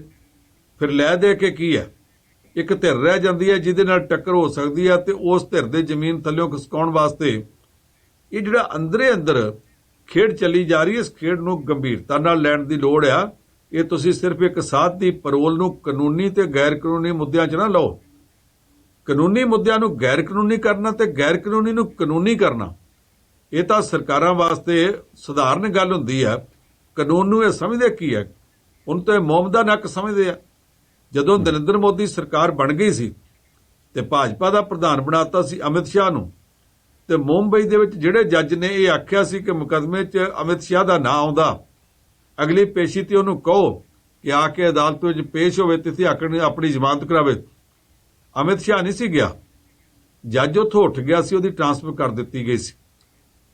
ਉਹ ਜਿਹੜਾ ਕੰਮ ਹੈ, ਜਸਟਿਸ ਰੰਜਨ ਗੋਗੋਈ ਵਰਗਾ ਜਿਹੜਾ ਬਹੁਤ ਸਖਤ ਸੀਗਾ ਸਰਕਾਰਾਂ ਦੇ ਖਿਲਾਫ, ਜਦੋਂ ਰਿਟਾਇਰਮੈਂਟ ਦੇ ਨੇੜੇ ਗਿਆ ਉਹਨੇ ਜੋ ਕੁਝ ਕੀਤਾ ਸਾਰਿਆਂ ਨੂੰ ਪਤਾ, ਤੇ ਰਿਟਾਇਰ ਹੁੰਦੇ ਸਾਰ ਉਹਨੂੰ ਰਾਜ ਸਭਾ ਦਾ ਜਿਸ ਤਰ੍ਹਾਂ ਮੈਂਬਰ ਬਣਾਇਆ ਗਿਆ, ਪਾਰਲੀਮੈਂਟ ਦੇ ਉੱਪਰਲੇ ਹਾਊਸ ਦਾ, ਤੇ ਫਿਰ ਉਸ ਤੋਂ ਬਾਅਦ ਉਹ ਜਿਵੇਂ ਚੁੱਪ ਵੱਟ ਗਿਆ, ਬੋਲਣ ਜੋਗਾ ਨਹੀਂ ਰਹਿ ਗਿਆ। ਉਹ ਸਾਰਾ ਕੁਝ ਦੱਸਦਾ ਕਿ ਅੰਦਰੋਂ ਕਾਨੂੰਨ ਨੂੰ ਮਰੋੜਾ ਦੇਣ ਵਾਸਤੇ, ਉਹਦਾ ਸਟੀਅਰਿੰਗ ਕੱਟਣ ਵਾਸਤੇ ਕਿੰਨੀ ਕਿਸਮ ਦੀਆਂ ਖੇਡਾਂ ਜਿਹੜੀਆਂ ਉਹ ਸਰਕਾਰ ਦੇ ਦਬਾਅ ਥੱਲੇ ਸਰਕਾਰ ਦੀਆਂ ਟੀਮਾਂ ਜਾਂ ਸਰਕਾਰ ਚਲਾ ਰਹੀ ਪਾਰਟੀ ਦੀਆਂ ਇਹਦੀਆਂ ਅੱਗੇ ਪਿੱਛੇ ਵਾਲੀਆਂ ਟੀਮਾਂ ਕਰ ਸਕਦੀਆਂ ਨੇ।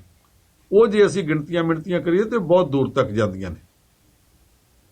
ਪਰ ਪਨੂ ਸਾਹਿਬ, ਇਹ ਜਿੱਧਰ ਨੂੰ ਇੱਕ ਕੰਮ ਚੱਲ ਪਿਆ, ਜਿਸ ਹਿਸਾਬ ਨਾਲ ਵੀ ਇਹ ਤੋਰਨ ਦੀ ਕੋਸ਼ਿਸ਼ ਕੀਤੀ ਗਈ ਆ, ਉਹ ਜਿਹੜਾ ਢੰਗ ਤਰੀਕਾ ਉਹ ਤਾਂ ਸ਼ੱਕੀ ਲੱਗਦਾ ਹੀ ਹੈ ਨਾ ਜੀ। ਕਿਉਂਕਿ ਜਿੱਦਾਂ ਤੁਸੀਂ ਦੁਬਾਰਾ ਮੈਂ ਅਰਦਾਸ ਵਾਲੇ ਤੇ ਆਉਣਾ, ਕੁਦਰਤੀ ਮੇਰੇ ਦਿਮਾਗ 'ਚ ਆਉਂਦਾ ਸੀ ਵੀ ਪੰਜਾਬ ਦੇ ਵਿੱਚ ਕਿਤੇ ਕੋਈ ਇੱਕ ਗੁਰਦੁਆਰਾ ਸਾਹਿਬ ਥੋੜ੍ਹਾ, ਕਿੰਨੇ ਗੁਰਦੁਆਰਾ ਸਾਹਿਬ ਨੇ, ਤੇ ਜੇ ਆਪਾਂ ਗੁਰਦੁਆਰਾ ਸਾਹਿਬਾਨਾਂ ਦੀ ਜਿਹੜੀ ਕਹਿ ਲਓ ਕਿ ਮਰਿਆਦਾ ਉਹਦੇ ਹਿਸਾਬ ਨਾਲ ਸਵੇਰੇ ਸ਼ਾਮੀ ਜਿਹੜੀ ਅਰਦਾਸ ਹੁੰਦੀ ਆ, ਜਿਹੜੀ ਉੱਥੇ ਸੰਗਤ ਖੜੀ ਹੁੰਦੀ ਆ, ਕਿੰਨੇ ਕੁ ਲੋਕ ਮੋਬਾਈਲ ਕੱਢ ਕੇ ਤੇ ਬਾਬੇ ਦੀ ਵੀਡੀਓ ਬਣਾਉਣੀ ਸ਼ੁਰੂ ਕਰ ਦਿੰਦੇ ਵੀ ਇਹਨੇ ਅਰਦਾਸ ਕਰਨੀ, ਕੀ ਪਤਾ ਉਹਨੇ ਕੀ ਅਰਦਾਸ ਕਰਨੀ ਹੈ।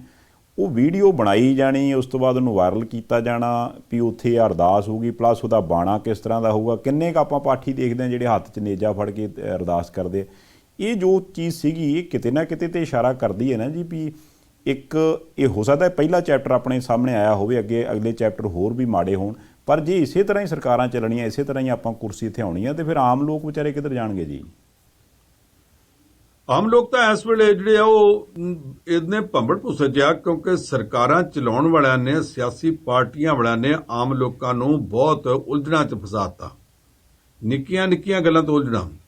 ਲੋਕੀ ਉਦਾਂ ਵੀ ਇਹ ਸੋਚਦੇ ਆ ਕਿ ਜੇ ਕਾਨੂੰਨ ਬਣਨੇ ਨੇ, ਸਾਡੇ ਪੱਲੇ ਸਿਰਫ ਲਾਰੇ ਲੈ ਰਹੇ ਨੇ, ਸਾਰੀ ਠੱਗੀ ਠੋਰੀ ਸਿਆਸੀ ਲੀਡਰਾਂ ਨੇ ਕਰਨੀ ਆ। ਉਹ ਰੇਤ ਬਜਰੀ ਦਾ ਕਾਰੋਬਾਰ ਪਹਿਲਾਂ ਅਕਾਲੀ ਕਰਦੇ ਸੀ, ਬੰਦੇ ਉਹੀ ਨੇ, ਮਸ਼ੀਨਾਂ ਉਹੀ ਨੇ, ਟਰੱਕ ਉਹੀ ਨੇ। ਹੁਣ ਉਹਨਾਂ ਦੇ ਵਿੱਚੋਂ ਕਾਂਗਰਸੀ ਵਿਧਾਇਕਾਂ ਨੇ ਹਿੱਸਾ ਪੱਤੀ ਲੈਣੀ ਸ਼ੁਰੂ ਕਰ ਦੇਣੀ ਹੈ, ਤੇ ਅਸੀਂ ਕਾਹਦੇ ਲਈ ਖੱਪ ਮਾਰਨਾ। ਲੋਕੀ ਇਹ ਸਾਰੇ ਕੁਝ ਤੋਂ ਇੰਨੇ ਆਵਾਜ਼ਾਰ ਹੋਈ ਜਾਂਦੇ ਆ ਕਿ ਉਹਨਾਂ ਨੂੰ ਕੋਈ ਲੋਕਤੰਤਰ ਇੱਥੇ ਦਿਖਾਈ ਨਹੀਂ ਦਿੰਦਾ। ਇਹਦਾ ਕਰਕੇ ਸਰਕਾਰਾਂ ਆਪਣੀ ਮਰਜ਼ੀ ਨਾਲ ਸਭ ਕੁਝ ਕਰਦੀਆਂ ਪਈਆਂ। ਪਰ ਜਿਹੜੀ ਆ ਖੇਡ ਤੁਸੀਂ ਦੱਸੀ ਹੈ, ਨਿਹੰਗ ਸਿੰਘ ਦੇ ਉਸ ਅਰਦਾਸ ਕਰਨ ਵਾਲੀ, ਹੱਥ 'ਚ ਵਰਸ਼ਾ ਫੜਨ ਵਾਲੀ, ਮੋਬਾਈਲ ਤੇ ਨਾਲ ਰਿਕਾਰਡ ਕਰਨ ਵਾਲੀ, ਇਹ ਖੇਡ ਬਾਕੀ ਸਿਆਸੀ ਖੇਡਾਂ ਵਰਗੀ ਸਧਾਰਨ ਖੇਡ ਗੁਰਪ੍ਰੀਤ ਜੀ ਨਹੀਂ। ਇਸ ਖੇਡ ਦੇ ਪਿੱਛੇ ਇੱਕ ਖਾਸ ਧਰਮ ਦੇ ਨਾਂ ਦੇ ਉੱਤੇ ਚੱਲਣ ਵਾਲੀ ਰਾਜਨੀਤੀ ਤੇ ਉਸ ਰਾਜਨੀਤੀ ਦੇ ਬਹਾਨੇ ਦਿੱਲੀ ਦੇ ਤਖਤ ਉੱਤੇ ਬੈਠ ਕੇ ਰਾਜ ਕਰਨ ਵਾਲੀ ਪਾਰਟੀ ਜਿਹੜੀ ਆ ਉਹਦੀ ਰਾਜਨੀਤੀ ਨੂੰ ਸਮਝੋ। ਉਹ ਜਿੱਥੇ ਜਿੱਥੇ ਗਏ ਉਹਨਾਂ ਨੇ ਇਹੋ ਜਿਹੇ ਦਾਅ ਵਰਤੇ ਆ।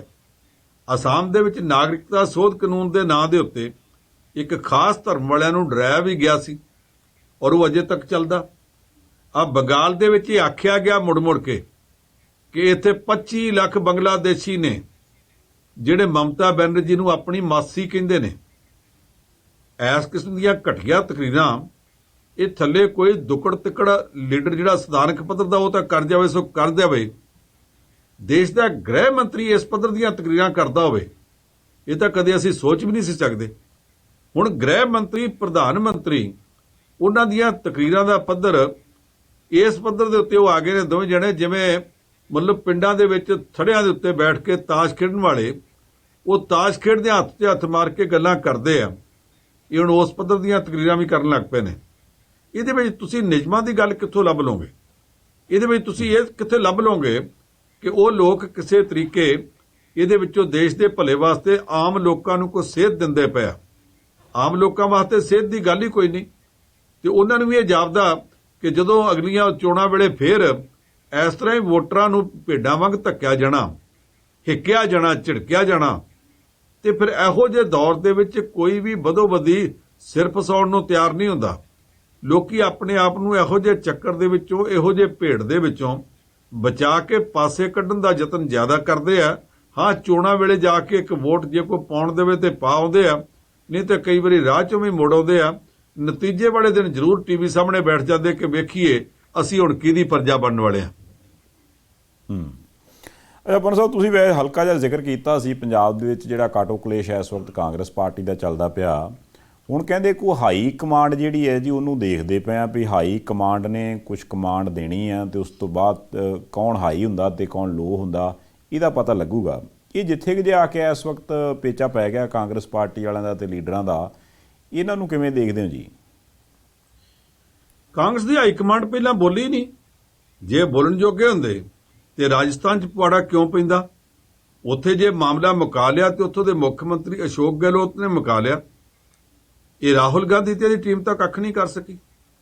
ਮੱਧ ਪ੍ਰਦੇਸ਼ ਵਿੱਚ ਜੇ ਕੰਮ ਵਿਗੜ ਗਿਆ, ਜੋਤਿਰਾਦਿੱਤਿਆ ਸਿੰਧੀਆ ਇੰਨੇ ਬੰਦੇ ਤੋੜ ਕੇ ਲੈ ਗਿਆ ਤੇ ਉੱਥੇ ਕਾਂਗਰਸ ਦੀ ਸਰਕਾਰ ਜਿਹੜੀ ਟੁੱਟ ਗਈ ਤੇ ਉਹ ਇਸ ਕਰਕੇ ਟੁੱਟ ਗਈ ਕਿ ਕਮਲਨਾਥ ਆਪ ਵੀ 36 ਕਿਸਮ ਦੇ ਸਕੈਂਡਲਾਂ 'ਚ ਫਸਿਆ, ਜੇਲ੍ਹ ਵਿੱਚ ਵੀ ਰਹਿ ਚੁੱਕਾ। ਦਿੱਲੀ ਦੇ ਜਿਹੜਾ ਸਿੱਖ ਕਤਲੇਆਮ ਸੀ ਉਹਦੇ ਕੇਸ ਵੀ ਇਹਦੇ ਤੇ ਬਣਦੇ ਨੇ। ਉਹਨਾਂ ਸਾਰਿਆਂ 'ਚ ਉਲਝਿਆ ਪਿਆ ਸੀ।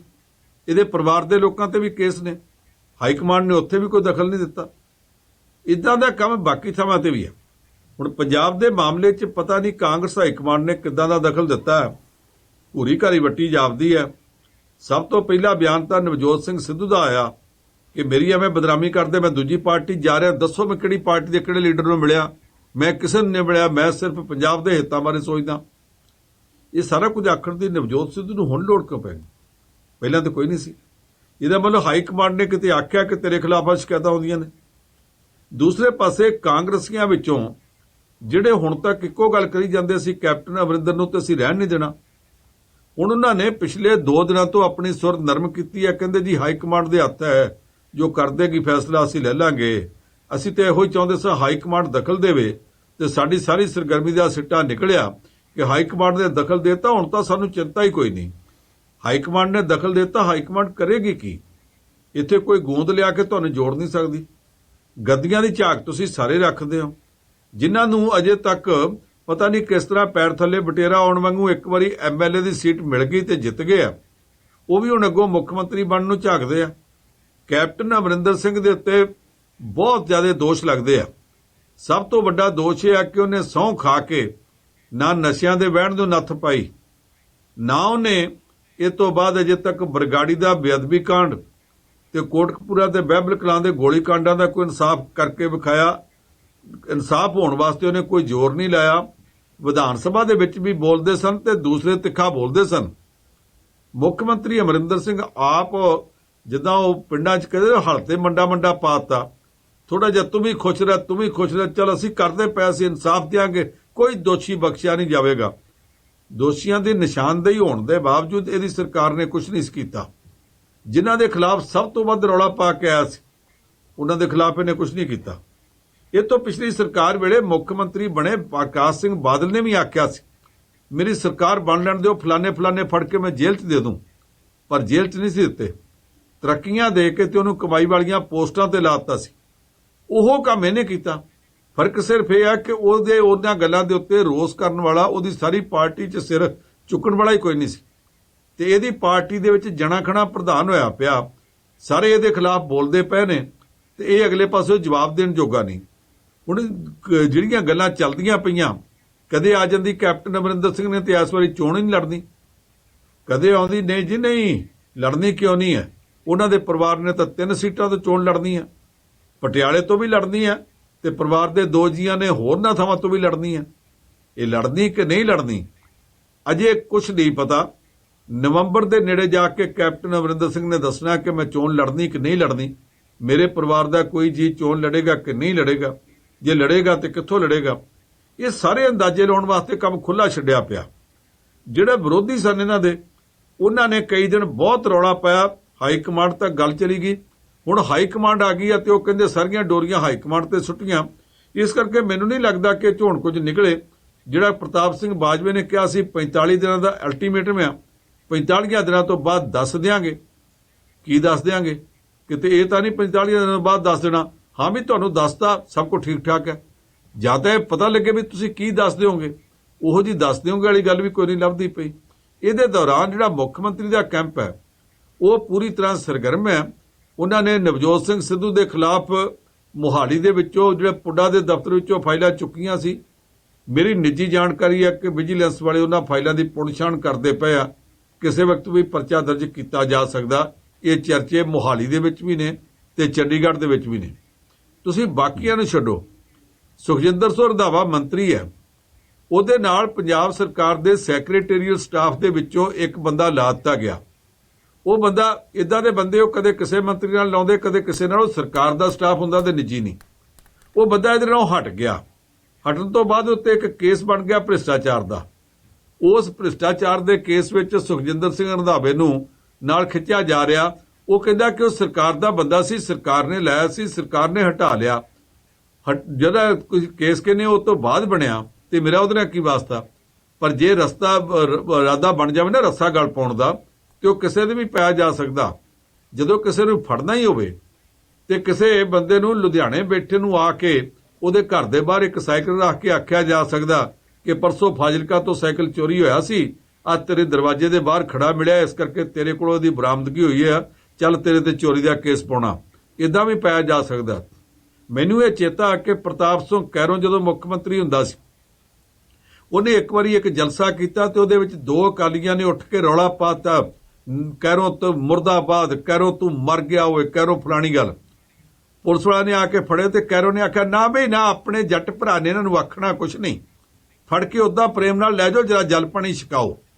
ਉਹ ਜਲ ਪਾਣੀ ਛਕਾਓ, ਜਲ ਪਾਣੀ ਕੇ ਛਕਾਇਆ ਕਿ ਨਹੀਂ ਛਕਾਇਆ।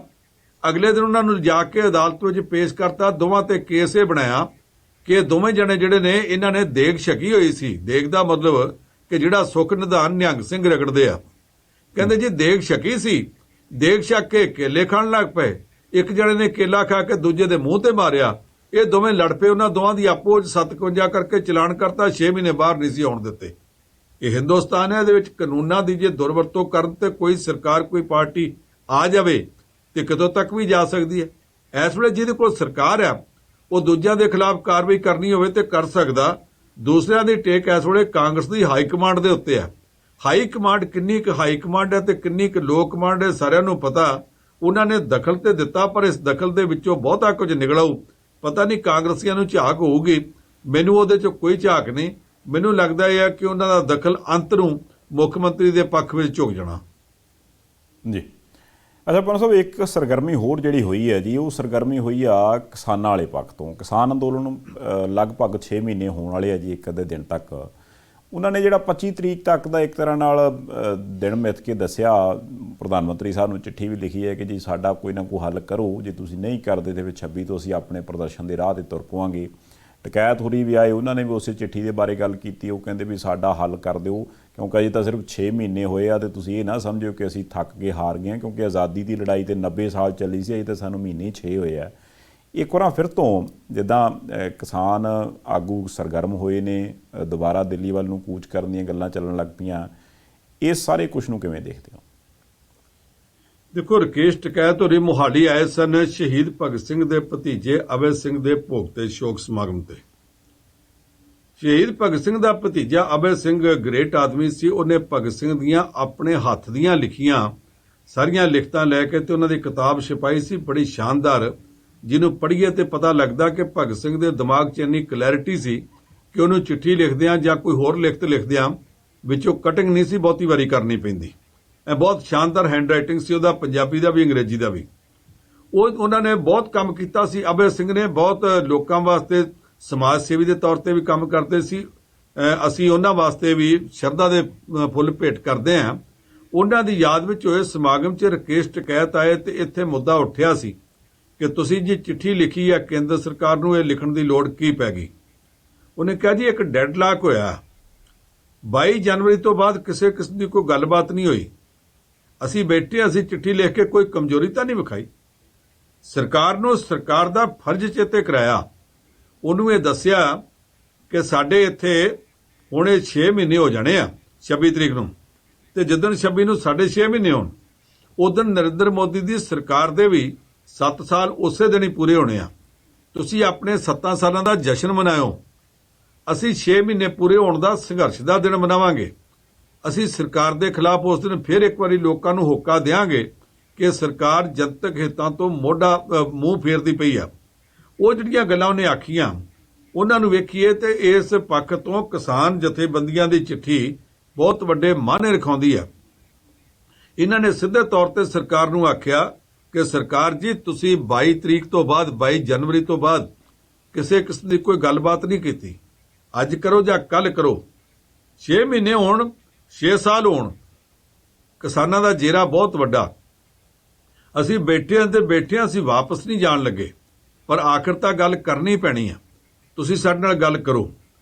ਨਾਲ ਇਹਨਾਂ ਨੇ ਆਖਿਆ ਕਿ ਤੁਹਾਨੂੰ ਵੀ ਪਤਾ ਇਸ ਵੇਲੇ ਕਰੋਨਾ ਵਾਇਰਸ ਦੀ ਬਿਮਾਰੀ ਸ਼ਹਿਰਾਂ ਤੋਂ ਬਾਅਦ ਪਿੰਡਾਂ ਤੱਕ ਫੈਲ ਗਈ ਆ।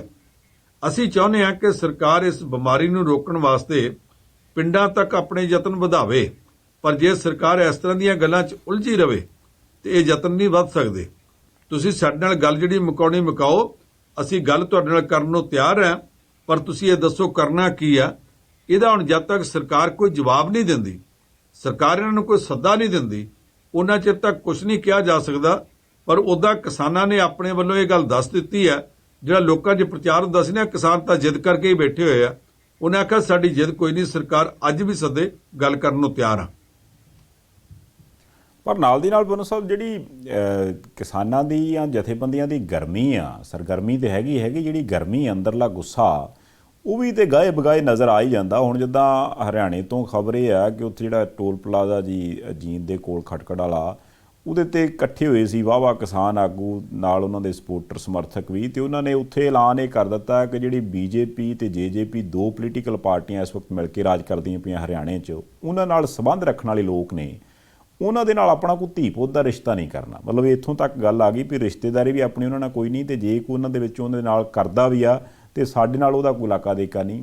ਹੁਣ ਜਿਹੜਾ ਇਸ ਤਰ੍ਹਾਂ ਦੀ ਕਹਿ ਲਓ ਕਿ ਵੀ ਸੋਸ਼ਲੀ ਵੀ ਪਾਸੇ ਹੋਣ ਲੱਗ ਪਏ ਲੋਕ ਇਹਨਾਂ ਪੋਲੀਟੀਕਲ ਬੰਦਿਆਂ ਤੋਂ, ਇਹਨਾਂ ਦਾ ਕੋਈ ਅਸਰ ਨਹੀਂ ਹੁੰਦਾ ਕੋਈ ਸਰਕਾਰਾਂ ਤੇ? ਗੁਰਪ੍ਰੀਤ ਜੀ, ਤੁਸੀਂ ਇਹ ਵੇਖੋ ਕਿ 26 ਜਨਵਰੀ ਦੀਆਂ ਘਟਨਾਵਾਂ ਤੋਂ ਬਾਅਦ ਦਿੱਲੀ ਪੁਲਿਸ ਨੇ ਕੇਂਦਰ ਸਰਕਾਰ ਦੇ ਇਸ਼ਾਰੇ ਤੇ ਅੱਧੀ ਰਾਤ ਰਕੇਸ਼ ਟਕੈਤ ਹੋਰਾਂ ਦੇ ਤੰਬੂ ਪੁੱਟਣ ਦਾ ਯਤਨ ਕੀਤਾ ਸੀ। ਫਿਰ 2-3 ਦਿਨ ਬੜੀ ਭੜਕਾਟ ਖਿਲਾਰਦੇ ਰਹੇ, ਪਰ ਉਸ ਤੋਂ ਬਾਅਦ ਸਾਰੀ ਦੁਨੀਆ 'ਚ ਨਿੰਦਾ ਨਿਖੇਧੀ ਹੋਈ। ਅਗਲੇ ਪਾਸੇ ਕਿਸਾਨ ਵੀ ਅੜੇ ਰਹੇ, ਤੇ ਉਸ 26 ਜਨਵਰੀ ਤੋਂ ਬਾਅਦ ਫਰਵਰੀ, ਮਾਰਚ, ਅਪ੍ਰੈਲ, ਮਈ, ਇਹ 4 ਮਹੀਨੇ ਲੰਘ ਗਏ। ਫਿਰ ਕਦੇ ਕੋਈ ਉੱਥੇ ਸ਼ਰਾਰਤ ਹੋਈ? ਬਿਲਕੁਲ ਨਹੀਂ ਹੋਈ। ਦੋਵੇਂ ਤਰ੍ਹਾਂ ਆਪੋ ਆਪਣੀ ਥਾਂ ਤੇ ਸੀਜ਼ਫਾਇਰ ਕਰਕੇ ਬੈਠੀਆਂ ਨੇ। ਇਹ ਜਿਹੜਾ ਹਰਿਆਣੇ ਦਾ ਮੁੱਖ ਮੰਤਰੀ ਮਨੋਹਰ ਲਾਲ ਖੱਟਰ ਆ, ਇਹ ਬਦੋ-ਬਦੀ ਉੱਥੇ ਕਿਸਾਨਾਂ ਨੂੰ ਉਕਸਾਉਂਦਾ ਹੈ। ਜਦੋਂ ਇਹਨੂੰ ਪਤਾ ਕਿ 3 ਵਾਰ ਹੋ ਚੁੱਕਾ ਹੈ, ਜਿੱਥੇ ਜਾਵੇ ਇਹਦਾ ਹੈਲੀਕਾਪਟਰ ਨਹੀਂ ਉਤਰਨ ਦਿੰਦੇ। ਇੱਕ ਵਾਰੀ ਇਹਦੀ ਸਟੇਜ ਤੋੜ ਦਿੱਤੀ ਗਈ, ਸੋਫੇ ਪਾੜ ਦਿੱਤੇ ਗਏ, ਹੈਲੀਪੈਡ ਜਿਹੜਾ ਸੀ ਉਹ ਪੁੱਟ ਦਿੱਤਾ ਗਿਆ ਤੇ ਉੱਤੇ ਘੁੰਮ ਕੇ ਗਿਆ। ਫਿਰ ਇਹ ਨਾ ਜਾਵੇ, ਇੱਕ ਛੋਟੇ-ਮੋਟੇ ਹਸਪਤਾਲ ਦਾ ਉਦਘਾਟਨ ਕਰਨ ਦੇ ਬਹਾਨੇ ਜਾਣ ਕੇ ਉੱਥੇ ਜਾਂਦਾ, ਕਿਸਾਨਾਂ ਨਾਲ ਰੇੜਕਾ ਪਾਉਂਦਾ, ਫਿਰ ਪੁਲਿਸ ਦਾ ਤੇ ਕਿਸਾਨਾਂ ਦਾ ਕੁੱਟ ਕਟਾਪਾ ਕਰਾ ਕੇ ਤੇ ਉੱਥੇ ਕਿਸਾਨ ਜਿਹੜੇ ਅਗਲੇ ਪਾਸੇ ਤੇ 30-40 ਗਏ ਸੀ, ਬਾਕੀ ਤਾਂ ਪਿੱਛੇ ਕੁੱਟ ਖਾਂਦੇ ਸੀ। 250 ਬੰਦਿਆਂ ਦੇ ਉੱਤੇ ਪਰਚਾ ਕਰ ਦਿਓ, 200 ਬੰਦਿਆਂ ਤੇ ਪਰਚਾ ਕਰ ਦਿਓ। ਇਹ ਜਿਹੜੇ ਪਰਚੇ ਕਰਦਾ ਪਿਆ, ਇਹਦੇ ਨਾਲ ਰੋਸ ਵੱਧਦਾ ਜਾਂਦਾ। ਚੌਧਰੀ ਦੇਵੀ ਲਾਲ ਦਾ ਪੜਪੋਤਾ, ਚੌਧਰੀ ਓਮ ਪ੍ਰਕਾਸ਼ ਚੌਟਾਲਾ ਦਾ ਪੋਤਾ ਜਿਹੜਾ ਦੁਸ਼ਯੰਤ ਚੌਟਾਲਾ ਇਹਦੇ ਨਾਲ ਡਿਪਟੀ ਮੁੱਖ ਮੰਤਰੀ ਆ, ਉਹ ਡਿਪਟੀ ਮੁੱਖ ਮੰਤਰੀ ਦੇ ਅਹੁਦੇ ਵਾਸਤੇ ਮਸਾ ਅਹੁਦਾ ਮਿਲਿਆ, ਉਹ ਛੱਡਣ ਨੂੰ ਤਿਆਰ ਨਹੀਂ। ਤੇ ਕਿਸਾਨਾਂ ਦੇ ਨਾਲ ਜਿਹੜਾ ਧਰੋਹ ਕਮਾ ਰਿਹਾ, ਉਹਦੇ ਤੋਂ ਕਿਸਾਨਾਂ 'ਚ ਗੁੱਸਾ ਬਹੁਤ ਹੈ। ਉਹਨਾਂ ਨੇ ਕਈ ਵਾਰੀ ਉਹਦੇ ਘਰ ਦਾ ਵੀ ਘਿਰਾਓ ਕੀਤਾ, ਉਹਦਾ ਹੈਲੀਕਾਪਟਰ ਵੀ 2-3 ਵਾਰੀ ਉਤਰਨ ਨਹੀਂ ਦਿੱਤਾ। ਹੁਣ ਕਿਸਾਨ ਇਸ ਗੱਲ ਤੋਂ ਵੀ ਨਾਰਾਜ਼ ਨੇ। ਅੱਕ ਕੇ ਉਹਨਾਂ ਨੇ ਇਹ ਹੁਣ ਅੱਜ ਫੈਸਲਾ ਕਰ ਦਿੱਤਾ ਕਿ ਅਸੀਂ ਭਾਈਚਾਰੇ ਨੂੰ ਇਹ ਕਹਿੰਦੇ ਆ ਕਿ ਸੋਸ਼ਲ ਬਾਈਕਾਟ ਤਾਂ ਕਰਨਾ ਹੀ ਕਰਨਾ। ਅੱਗੇ ਤੋਂ ਕਿਸੇ ਵੀ ਭਾਰਤੀ ਜਨਤਾ ਪਾਰਟੀ ਵਾਲੇ ਲੀਡਰ ਤੇ ਜਨਨਾਇਕ ਜਨਤਾ ਪਾਰਟੀ ਵਾਲੇ ਲੀਡਰ, ਇਹਨਾਂ ਦੋਵਾਂ ਚੋਂ ਕਿਸੇ ਲੀਡਰ ਦੇ ਕਿਸੇ ਧੀ ਪੁੱਤ ਨਾਲ ਨਾ ਰਿਸ਼ਤਾ ਕਰਨਾ ਨਾ ਰਿਸ਼ਤਾ ਲੈਣਾ। ਇਹ ਜਿਹੜੀ ਗੱਲ ਉਹਨਾਂ ਨੇ ਕਹਿਤੀ, ਆਪਣੇ ਆਪ ਤੇ ਬੜਾ ਸਖਤ ਫੈਸਲਾ ਉਹਨਾਂ ਦਾ। ਮੈਂ ਸਮਝਦਾ ਇਹੋ ਜਿਹਾ ਫੈਸਲਾ ਕਰਕੇ ਕੋਈ ਖੁਸ਼ ਨਹੀਂ ਹੁੰਦਾ, ਪਰ ਕਰਨਾ ਉਦੋਂ ਪੈਂਦਾ ਜਦੋਂ ਬਿਲਕੁਲ ਹੀ ਸਰਕਾਰਾਂ ਜਿਹੜੀਆਂ ਨੇ ਅੱਖਾਂ ਫੇਰ ਲੈਣ, ਆਪਣੇ ਫਰਜ਼ ਦੀ ਪੂਰਤੀ ਵੱਲ ਕੋਈ ਧਿਆਨ ਨਾ ਕਰਨ। ਔਰ ਰਾਜ ਸਰਕਾਰ ਦਾ ਮੁਖੀਆ ਮੁੱਖ ਮੰਤਰੀ ਮਨੋਹਰ ਲਾਲ ਖੱਟਰ ਮਸਲੇ ਨੂੰ ਹੱਲ ਕਰਨ ਵਾਸਤੇ ਕਿਸੇ ਤਰ੍ਹਾਂ ਦਾ ਯੋਗਦਾਨ ਦੇਣ ਦੀ ਥਾਂ ਤੇ ਉਲਟਾ ਸਗੋਂ ਜਾਣਬੁੱਝ ਕੇ ਦੌਰੇ ਰੱਖ ਕੇ ਕਿਸਾਨਾਂ ਨੂੰ ਚਿੜਾਵੇ, ਤੇ ਫਿਰ ਉਹ ਕਿੰਨਾ ਚਿਰ ਬਰਦਾਸ਼ਤ ਕਰਨਗੇ। ਅੱਕ ਕੇ ਕੁਝ ਨਾ ਕੁਝ ਕਰਨਾ ਪੈਣਾ ਸੀ ਤੇ ਉਹਨਾਂ ਨੇ ਕਰਤਾ। ਬਿਲਕੁਲ ਠੀਕ। ਪਰ ਸਾਹਿਬ, ਆਖਰੀ ਸਮੇਂ ਤੇ ਨਾ ਜੀ, ਮੈਂ ਹੁਣ ਜਿਹੜੀ ਤੁਹਾਡੇ ਨਾਲ ਗੱਲ ਕਰਨ ਲੱਗਿਆ, ਇਹ ਪੰਜਾਬ ਨਾਲ ਭਾਰਤ ਨਾਲ ਸੰਬੰਧਿਤ ਨਹੀਂ ਹੈਗੀ, ਪਰ ਇਹ ਪੱਤਰਕਾਰਤਾ ਦਾ ਜਿਹੜਾ ਪੇਸ਼ਾ ਹੈ ਉਹਦੇ ਨਾਲ ਸੰਬੰਧਿਤ ਜ਼ਰੂਰ ਹੈ। ਲੇਡੀ ਡਾਇਨਾ ਨੂੰ ਗਿਆ ਇਸ ਧਰਤੀ ਤੋਂ ਬਹੁਤ ਸਾਲ ਹੋ ਗਏ, ਪਰ ਹੁਣ ਜਿਹੜਾ BBC ਇੱਕ ਬਹੁਤ ਵੱਡਾ ਅਦਾਰਾ, ਉਹਦੇ ਨਾਲ ਸੰਬੰਧਿਤ ਜਿਹੜਾ ਉਹ ਕੇਸ ਸਾਹਮਣੇ ਆ ਰਿਹਾ ਹੈ ਕਿ ਵੀ ਉਹਨਾਂ ਨੇ ਉਦੋਂ ਇੱਕ ਕਹਿ ਲਓ ਕਿ ਇੱਕ ਤਰ੍ਹਾਂ ਦਾ ਧੋਖਾ ਕੀਤਾ ਸੀ ਉਸ ਇੰਟਰਵਿਊ ਦੇ ਦੌਰਾਨ। ਉਹ ਸਾਰੇ ਕੁਛ ਨੂੰ ਕੀ ਦੇਖਦੇ ਹੋ ਕਿ ਐਥੀਕਲੀ ਕਿੱਥੇ ਜੇ ਖੜੇ ਆ? ਜੇ ਆਪਾਂ ਆਪਣੇ ਭਾਈਚਾਰੇ ਦੀ ਗੱਲ ਵੀ ਕਰ ਲਈ, ਜੇ ਲੋਕਾਂ ਨੂੰ ਉਂਗਲਾਂ ਕਰਦੇ ਆ ਤੇ ਆਪਣਿਆਂ ਦੀ ਵੀ ਗੱਲ ਕਰਨੀ ਚਾਹੀਦੀ ਹੈ। ਦੇਖੋ, ਧੋਖਾ ਹੋਇਆ ਸੀ, ਗੱਲ ਹੋਈ ਬਹੁਤ ਮਾੜੀ, ਪਰ ਉਹ BBC ਨੇ ਨਹੀਂ ਸੀ ਕੀਤੀ। ਉਹ ਕੀਤੀ ਸੀ ਇੱਕ ਪੱਤਰਕਾਰ ਮਾਰਟਿਨ ਬਸ਼ੀਰ ਨੇ, ਜਿਹੜਾ ਪਾਕਿਸਤਾਨੀ ਪਿਛੋਕੜ ਵਾਲੇ ਮਾਂ-ਬਾਪ ਦਾ ਪੁੱਤ ਸੀ। ਉੱਥੇ ਇੰਗਲੈਂਡ ਦੇ ਵਿੱਚ ਔਰ ਤੋਂ ਬਾਅਦ ਪਿਛੋਕੜ ਉਹਦਾ ਪਾਕਿਸਤਾਨ ਦਾ ਸੀ, ਮਾਂ-ਬਾਪ ਪਾਕਿਸਤਾਨ ਤੋਂ ਆਏ ਸਨ। ਉਹਨੇ ਮਾਰਟਿਨ ਬਸ਼ੀਰ ਨੇ ਪੱਤਰਕਾਰੀ ਦੇ ਸਾਰੇ ਅਸੂਲਾਂ ਨੂੰ ਛੱਡ ਕੇ ਝੂਠੇ ਡਾਕੂਮੈਂਟਸ ਪੇਸ਼ ਕਰਕੇ ਲੇਡੀ ਡਾਇਨਾ ਜਾਂ ਪ੍ਰਿੰਸੈਸ ਡਾਇਨਾ ਜੋ ਮਰਜ਼ੀ ਕਹੋ, ਉਹਦੇ ਨਾਲ ਇੰਟਰਵਿਊ ਕੀਤੀ। ਉਸ ਇੰਟਰਵਿਊ 'ਚ ਉਹਨੂੰ ਉਕਸਾਇਆ ਆਪਣੇ ਪਤੀ ਦੇ ਖਿਲਾਫ ਕੁਝ ਨਾ ਕੁਝ ਬੋਲਣ ਵਾਸਤੇ। ਪਤੀ ਦੀ ਗਰਲਫ੍ਰੈਂਡ ਜਿਹੜੀ ਬਾਅਦ 'ਚ ਉਹਦੀ ਪਤਨੀ ਵੀ ਬਣੀ, ਉਹ ਕੈਮਲਾ ਬੋਲਸ, ਉਹਦੇ ਖਿਲਾਫ ਉਹਨੇ ਜਿਹੜਾ ਹੈਗਾ ਸੀ ਉਹਨੂੰ ਉਕਸਾਇਆ। ਉਸ ਉਕਸਾਹਟ ਵਿੱਚ ਉਹਨੇ ਵੀ ਕੁਝ ਗੱਲਾਂ ਕਹਿਤੀਆਂ, ਜਿਹੜੀਆਂ ਗੱਲਾਂ ਅਜੇ ਤੱਕ ਰਾਇਲ ਫੈਮਿਲੀ 'ਚੋਂ ਕਿਤੇ ਬਾਹਰ ਹੀ ਨਹੀਂ ਸਨ ਆਈਆਂ। ਕੁਝ ਗੱਲਾਂ ਬੇਸਲੈਸ ਵੀ ਸਨ। ਇਹਨੇ ਇਸ ਤਰ੍ਹਾਂ ਦੇ ਡਾਕੂਮੈਂਟ ਪੇਸ਼ ਕਰਕੇ ਤੇ ਉਹਨੂੰ ਉਕਸਾਇਆ। ਉਹਦਾ ਨਤੀਜਾ ਇਹ ਨਿਕਲਿਆ ਕਿ ਜਿਹੜਾ ਲੇਡੀ ਡਾਇਨਾ ਤੇ ਉਹਦੇ ਪਤੀ ਪ੍ਰਿੰਸ ਚਾਰਲਸ ਦਾ ਵਿਆਹ ਨਿਭ ਸਕਦਾ ਸੀ, ਉਹ ਵਿਆਹ ਟੁੱਟ ਗਿਆ, ਤਲਾਕ ਹੋ ਗਿਆ, ਉਹ ਘਰ ਛੱਡ ਕੇ ਚਲੀ ਗਈ। ਫਿਰ ਉਹ ਜਿੱਥੇ ਜਾਂਦੀ ਸੀ, ਮਾਰਟਿਨ ਬਸ਼ੀਰ ਵਰਗੇ ਪੱਤਰਕਾਰ ਤੇ ਫੋਟੋਗ੍ਰਾਫਰ ਉਹਦੇ ਪਿੱਛੇ ਢਾਣੀਆਂ ਬੰਨ੍ਹ ਕੇ ਲੱਗ ਜਾਂਦੇ ਸੀ। ਜੇ ਉਹ ਸਮੁੰਦਰੀ ਕੰਢੇ ਤੇ ਜਾਂਦੀ ਸੀ, ਉਹਦੀਆਂ ਨਹਾਉਂਦੇ ਦੀਆਂ ਫੋਟੋ ਲੈ ਕੇ ਸਾਰੀ ਦੁਨੀਆ 'ਚ ਪੇਸ਼ ਕਰਦੇ ਸੀ, ਉਹਦਾ ਜਲੂਸ ਕੱਢਦੇ ਸੀ। ਕਿਸੇ ਵੀ ਥਾਂ ਤੇ ਜਾਂਦੀ ਸੀ, ਉਹਦਾ ਪਿੱਛਾ ਕਰਦੇ ਸੀ। ਇਸ ਪਿੱਛਾ ਕਰਨ ਦੇ ਚੱਕਰ 'ਚ ਇੱਕ ਦਿਨ ਉਹ ਐਕਸੀਡੈਂਟ 'ਚ ਮਾਰੀ ਗਈ। ਹੁਣ ਸਵਾਲ ਇਹ ਹੈ ਕਿ ਇਹ ਜੋ ਕੁਝ ਇਹਨੇ ਕੀਤਾ, ਇਹ 'ਚ BBC ਦਾ ਕੀ ਰੋਲ ਹੈ? ਇਹ ਜਦੋਂ ਪਤਾ ਲੱਗ ਗਿਆ ਸੀ ਤੇ BBC ਦੀ ਮੈਨੇਜਮੈਂਟ ਨੂੰ ਚਾਹੀਦਾ ਸੀ ਇਸ ਬੰਦੇ ਨੂੰ ਕੱਢ ਦਿੰਦੇ। ਉਹਨਾਂ ਨੇ ਮਾਰਟਿਨ ਬਸ਼ੀਰ ਦੀ ਇਸ ਗੱਲ ਦਾ ਪਤਾ ਲੱਗਣ ਦੇ ਬਾਵਜੂਦ ਪਰਦਾ ਢੱਕਿਆ ਤੇ ਇੱਕ ਪਰਿਵਾਰ ਦੀ ਜਿਹੜੀ ਪ੍ਰਾਈਵੇਸੀ ਸੀ ਉਹਦਾ ਸਾਰਾ ਘਾਣ ਹੋਣ ਦਿੱਤਾ। ਪੱਤਰਕਾਰ ਐਡਾ ਘਟੀਆ ਕਿ ਇਹ ਇੱਥੋਂ ਬਾਅਦ ਅਮਰੀਕਾ 'ਚ ਚਲਾ ਗਿਆ। ਉੱਥੇ ਜਿਹੜੀ ਏਜੰਸੀ 'ਚ ਕੰਮ ਕਰਦਾ ਸੀ, ਇਹਦੇ ਨਾਲ ਸਾਊਥ ਕੋਰੀਆ ਦੀ ਇੱਕ ਕੁੜੀ ਕੰਮ ਕਰਦੀ ਸੀ, ਜੂਜੂ ਚੈਂਗ। ਇਹਨੇ ਇੱਕ ਦਿਨ ਸਮਾਗਮ ਚੱਲਦੇ 'ਚ ਉਹਦੇ ਬਾਰੇ ਇਸ ਤਰ੍ਹਾਂ ਦੀਆਂ ਘਟੀਆ ਗੰਦੀਆਂ ਟਿੱਪਣੀਆਂ ਕੀਤੀਆਂ ਜਿਹੜੀਆਂ ਮੈਂ ਇੱਥੇ ਨਹੀਂ ਦੱਸ ਸਕਦਾ। ਉਹਨਾਂ ਟਿੱਪਣੀਆਂ ਤੋਂ ਬਾਅਦ ਫਿਰ ਸਾਰੇ ਪਾਸੇ ਰੌਲਾ ਪਿਆ ਤੇ ਇਹਨੂੰ ਉੱਥੋਂ ਮਾਫੀ ਵੀ ਮੰਗਣੀ ਪਈ ਤੇ ਉਹ ਅਹੁਦਾ ਵੀ ਛੱਡਣਾ ਪਿਆ। ਫਿਰ ਤੁਹਾਨੂੰ ਪਤਾ, ਸਾਰਾ ਪਾਲਨ ਉੱਥੋਂ ਦੇ ਅਮਰੀਕਾ ਦੇ ਇੱਕ ਸਟੇਟ ਦੀ ਗਵਰਨਰ ਸੀ। ਉਹ ਅੱਗੋਂ ਕਹਿੰਦੇ ਸੀ ਰਾਸ਼ਟਰਪਤੀ ਚੋਣ ਵਾਸਤੇ ਵੀ ਜਾ ਸਕਦੀ ਹੈ। ਇਹਨੇ ਇੱਕ ਵਾਰੀ ਉਹਦੇ ਬਾਰੇ ਇਸ ਤਰ੍ਹਾਂ ਦੀਆਂ ਟਿੱਪਣੀਆਂ ਕੀਤੀਆਂ, ਗੰਦੀਆਂ ਟਿੱਪਣੀਆਂ, ਜਿਹੜੀਆਂ ਟਿੱਪਣੀਆਂ ਦਾ ਕਰਕੇ ਇਹਨੂੰ ਉੱਥੋਂ ਵੀ ਛੱਡਣਾ ਪਿਆ। ਪਤਾ ਨਹੀਂ ਕਿੱਦਾਂ ਘੁੰਮ ਘੁਮਾ ਕੇ ਇੱਕ ਵਾਰੀ ਇਹ ਫਿਰ BBC 'ਚ ਆ ਗਿਆ। ਇਹਦੇ ਖਿਲਾਫ ਰੌਲਾ ਪਿਆ ਤੇ BBC ਨੂੰ ਇਹਨੂੰ ਫਿਰ ਕੱਢਣਾ ਪਿਆ। ਇਹ ਸਾਰੀਆਂ ਗੱਲਾਂ ਤੋਂ ਬਾਅਦ ਇੱਕ ਜਾਂਚ ਕਮਿਸ਼ਨ ਬਣਿਆ ਸੀ। ਉਸ ਜਾਂਚ ਕਮਿਸ਼ਨ ਨੇ 25 ਸਾਲ ਪੁਰਾਣੀਆਂ ਘਟਨਾਵਾਂ ਦੀ ਜਦੋਂ ਪੜਤਾਲ ਕੀਤੀ ਤੇ ਸਾਬਤ ਹੋ ਗਿਆ ਕਿ ਮਾਰਟਿਨ ਬਸ਼ੀਰ ਨੇ ਲੇਡੀ ਡਾਇਨਾ ਨੂੰ ਧੋਖੇ 'ਚ ਰੱਖ ਕੇ ਉਹਦੀ ਇੰਟਰਵਿਊ ਕੀਤੀ ਤੇ ਰਾਇਲ ਫੈਮਿਲੀ ਨੂੰ ਹਰਟ ਕੀਤਾ, ਉਹਨਾਂ ਦੇ ਜਿਹੜੀ ਪ੍ਰਾਈਵੇਸੀ ਉੱਤੇ ਸੱਟ ਮਾਰੀ ਤੇ ਉਹ ਪਰਿਵਾਰ ਟੁੱਟ ਗਿਆ। ਹੁਣ ਇਹਦੇ ਉੱਤੇ ਉਹਦੇ ਦੋਵੇਂ ਪੁੱਤਰਾਂ ਜਿਹੜੇ ਆਪੋ ਵਿੱਚ ਵੱਖੋ-ਵੱਖ ਨੇ, ਵਿਲੀਅਮ ਤੇ ਹੈਰੀ, ਉਹਨਾਂ ਦੋਵਾਂ ਨੇ ਬੜਾ ਜ਼ਬਰਦਸਤ ਇਤਰਾਜ਼ ਕੀਤਾ। ਡਾਇਨਾ ਉਹਦਾ ਨਿੱਜ ਕੁਝ ਵੀ ਹੋਵੇ, ਉਹ ਇੱਕ ਮਾਂ ਵੀ ਸੀ। ਜਦੋਂ ਇਹ ਦੋਵੇਂ ਮੁੰਡੇ ਸੋਚਦੇ ਆ ਪ੍ਰਿੰਸੈਸ ਹੋਵੇਗੀ ਲੋਕਾਂ ਵਾਸਤੇ, ਜਦੋਂ ਇਹਨਾਂ ਨੂੰ ਇਹ ਪਤਾ ਲੱਗਦਾ ਸਾਡੀ ਮਾਂ ਨਾਲ ਕੀ ਕੁਝ ਹੋਇਆ, ਤੇ ਕੋਈ ਵੀ ਪੁੱਤ ਆਪਣੀ ਮਾਂ ਨਾਲ ਹੋਈਆਂ ਘਟਨਾਵਾਂ ਨੂੰ ਬਰਦਾਸ਼ਤ ਨਹੀਂ ਕਰਦਾ ਹੁੰਦਾ। ਇਹਨੇ ਮਾਰਟਿਨ ਬਸ਼ੀਰ ਨੇ ਜੋ ਕੁਝ ਕੀਤਾ ਇਹ ਹੱਦੋਂ ਵੱਧ ਘਟੀਆਪਣਾ ਸੀ। ਇਹਨੂੰ ਉਦੋਂ ਹੀ ਰੱਦ ਕੀਤਾ ਜਾਣਾ ਚਾਹੀਦਾ ਸੀ। BBC ਨੇ ਉਦੋਂ ਰੱਦ ਕੀਤਾ ਨਹੀਂ।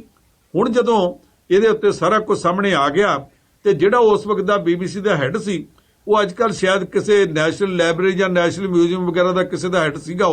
ਉਹ ਕੱਲ ਉਹ ਵੀ ਅਸਤੀਫਾ ਦੇ ਗਿਆ, ਕਿਉਂਕਿ ਪਿਛਲੇ ਇੱਕ ਹਫ਼ਤੇ ਤੋਂ ਇੰਗਲੈਂਡ ਦੇ ਮੀਡੀਆ 'ਚ ਲਗਾਤਾਰ ਉਹਦੇ ਖਿਲਾਫ ਵੀ ਟਿੱਪਣੀਆਂ ਛਪ ਰਹੀਆਂ ਕਿ ਮਾਰਟਿਨ ਬਸ਼ੀਰ ਦਾ ਪਤਾ ਹੋਣ ਦੇ ਬਾਵਜੂਦ ਕਿ ਇਹਨੇ ਆਹ ਕਰਤੂਤ ਕੀਤੀ ਆ, ਇਹ ਉਹਦੇ ਪਰਦੇ ਢੱਕਦਾ ਰਿਹਾ ਸੀ।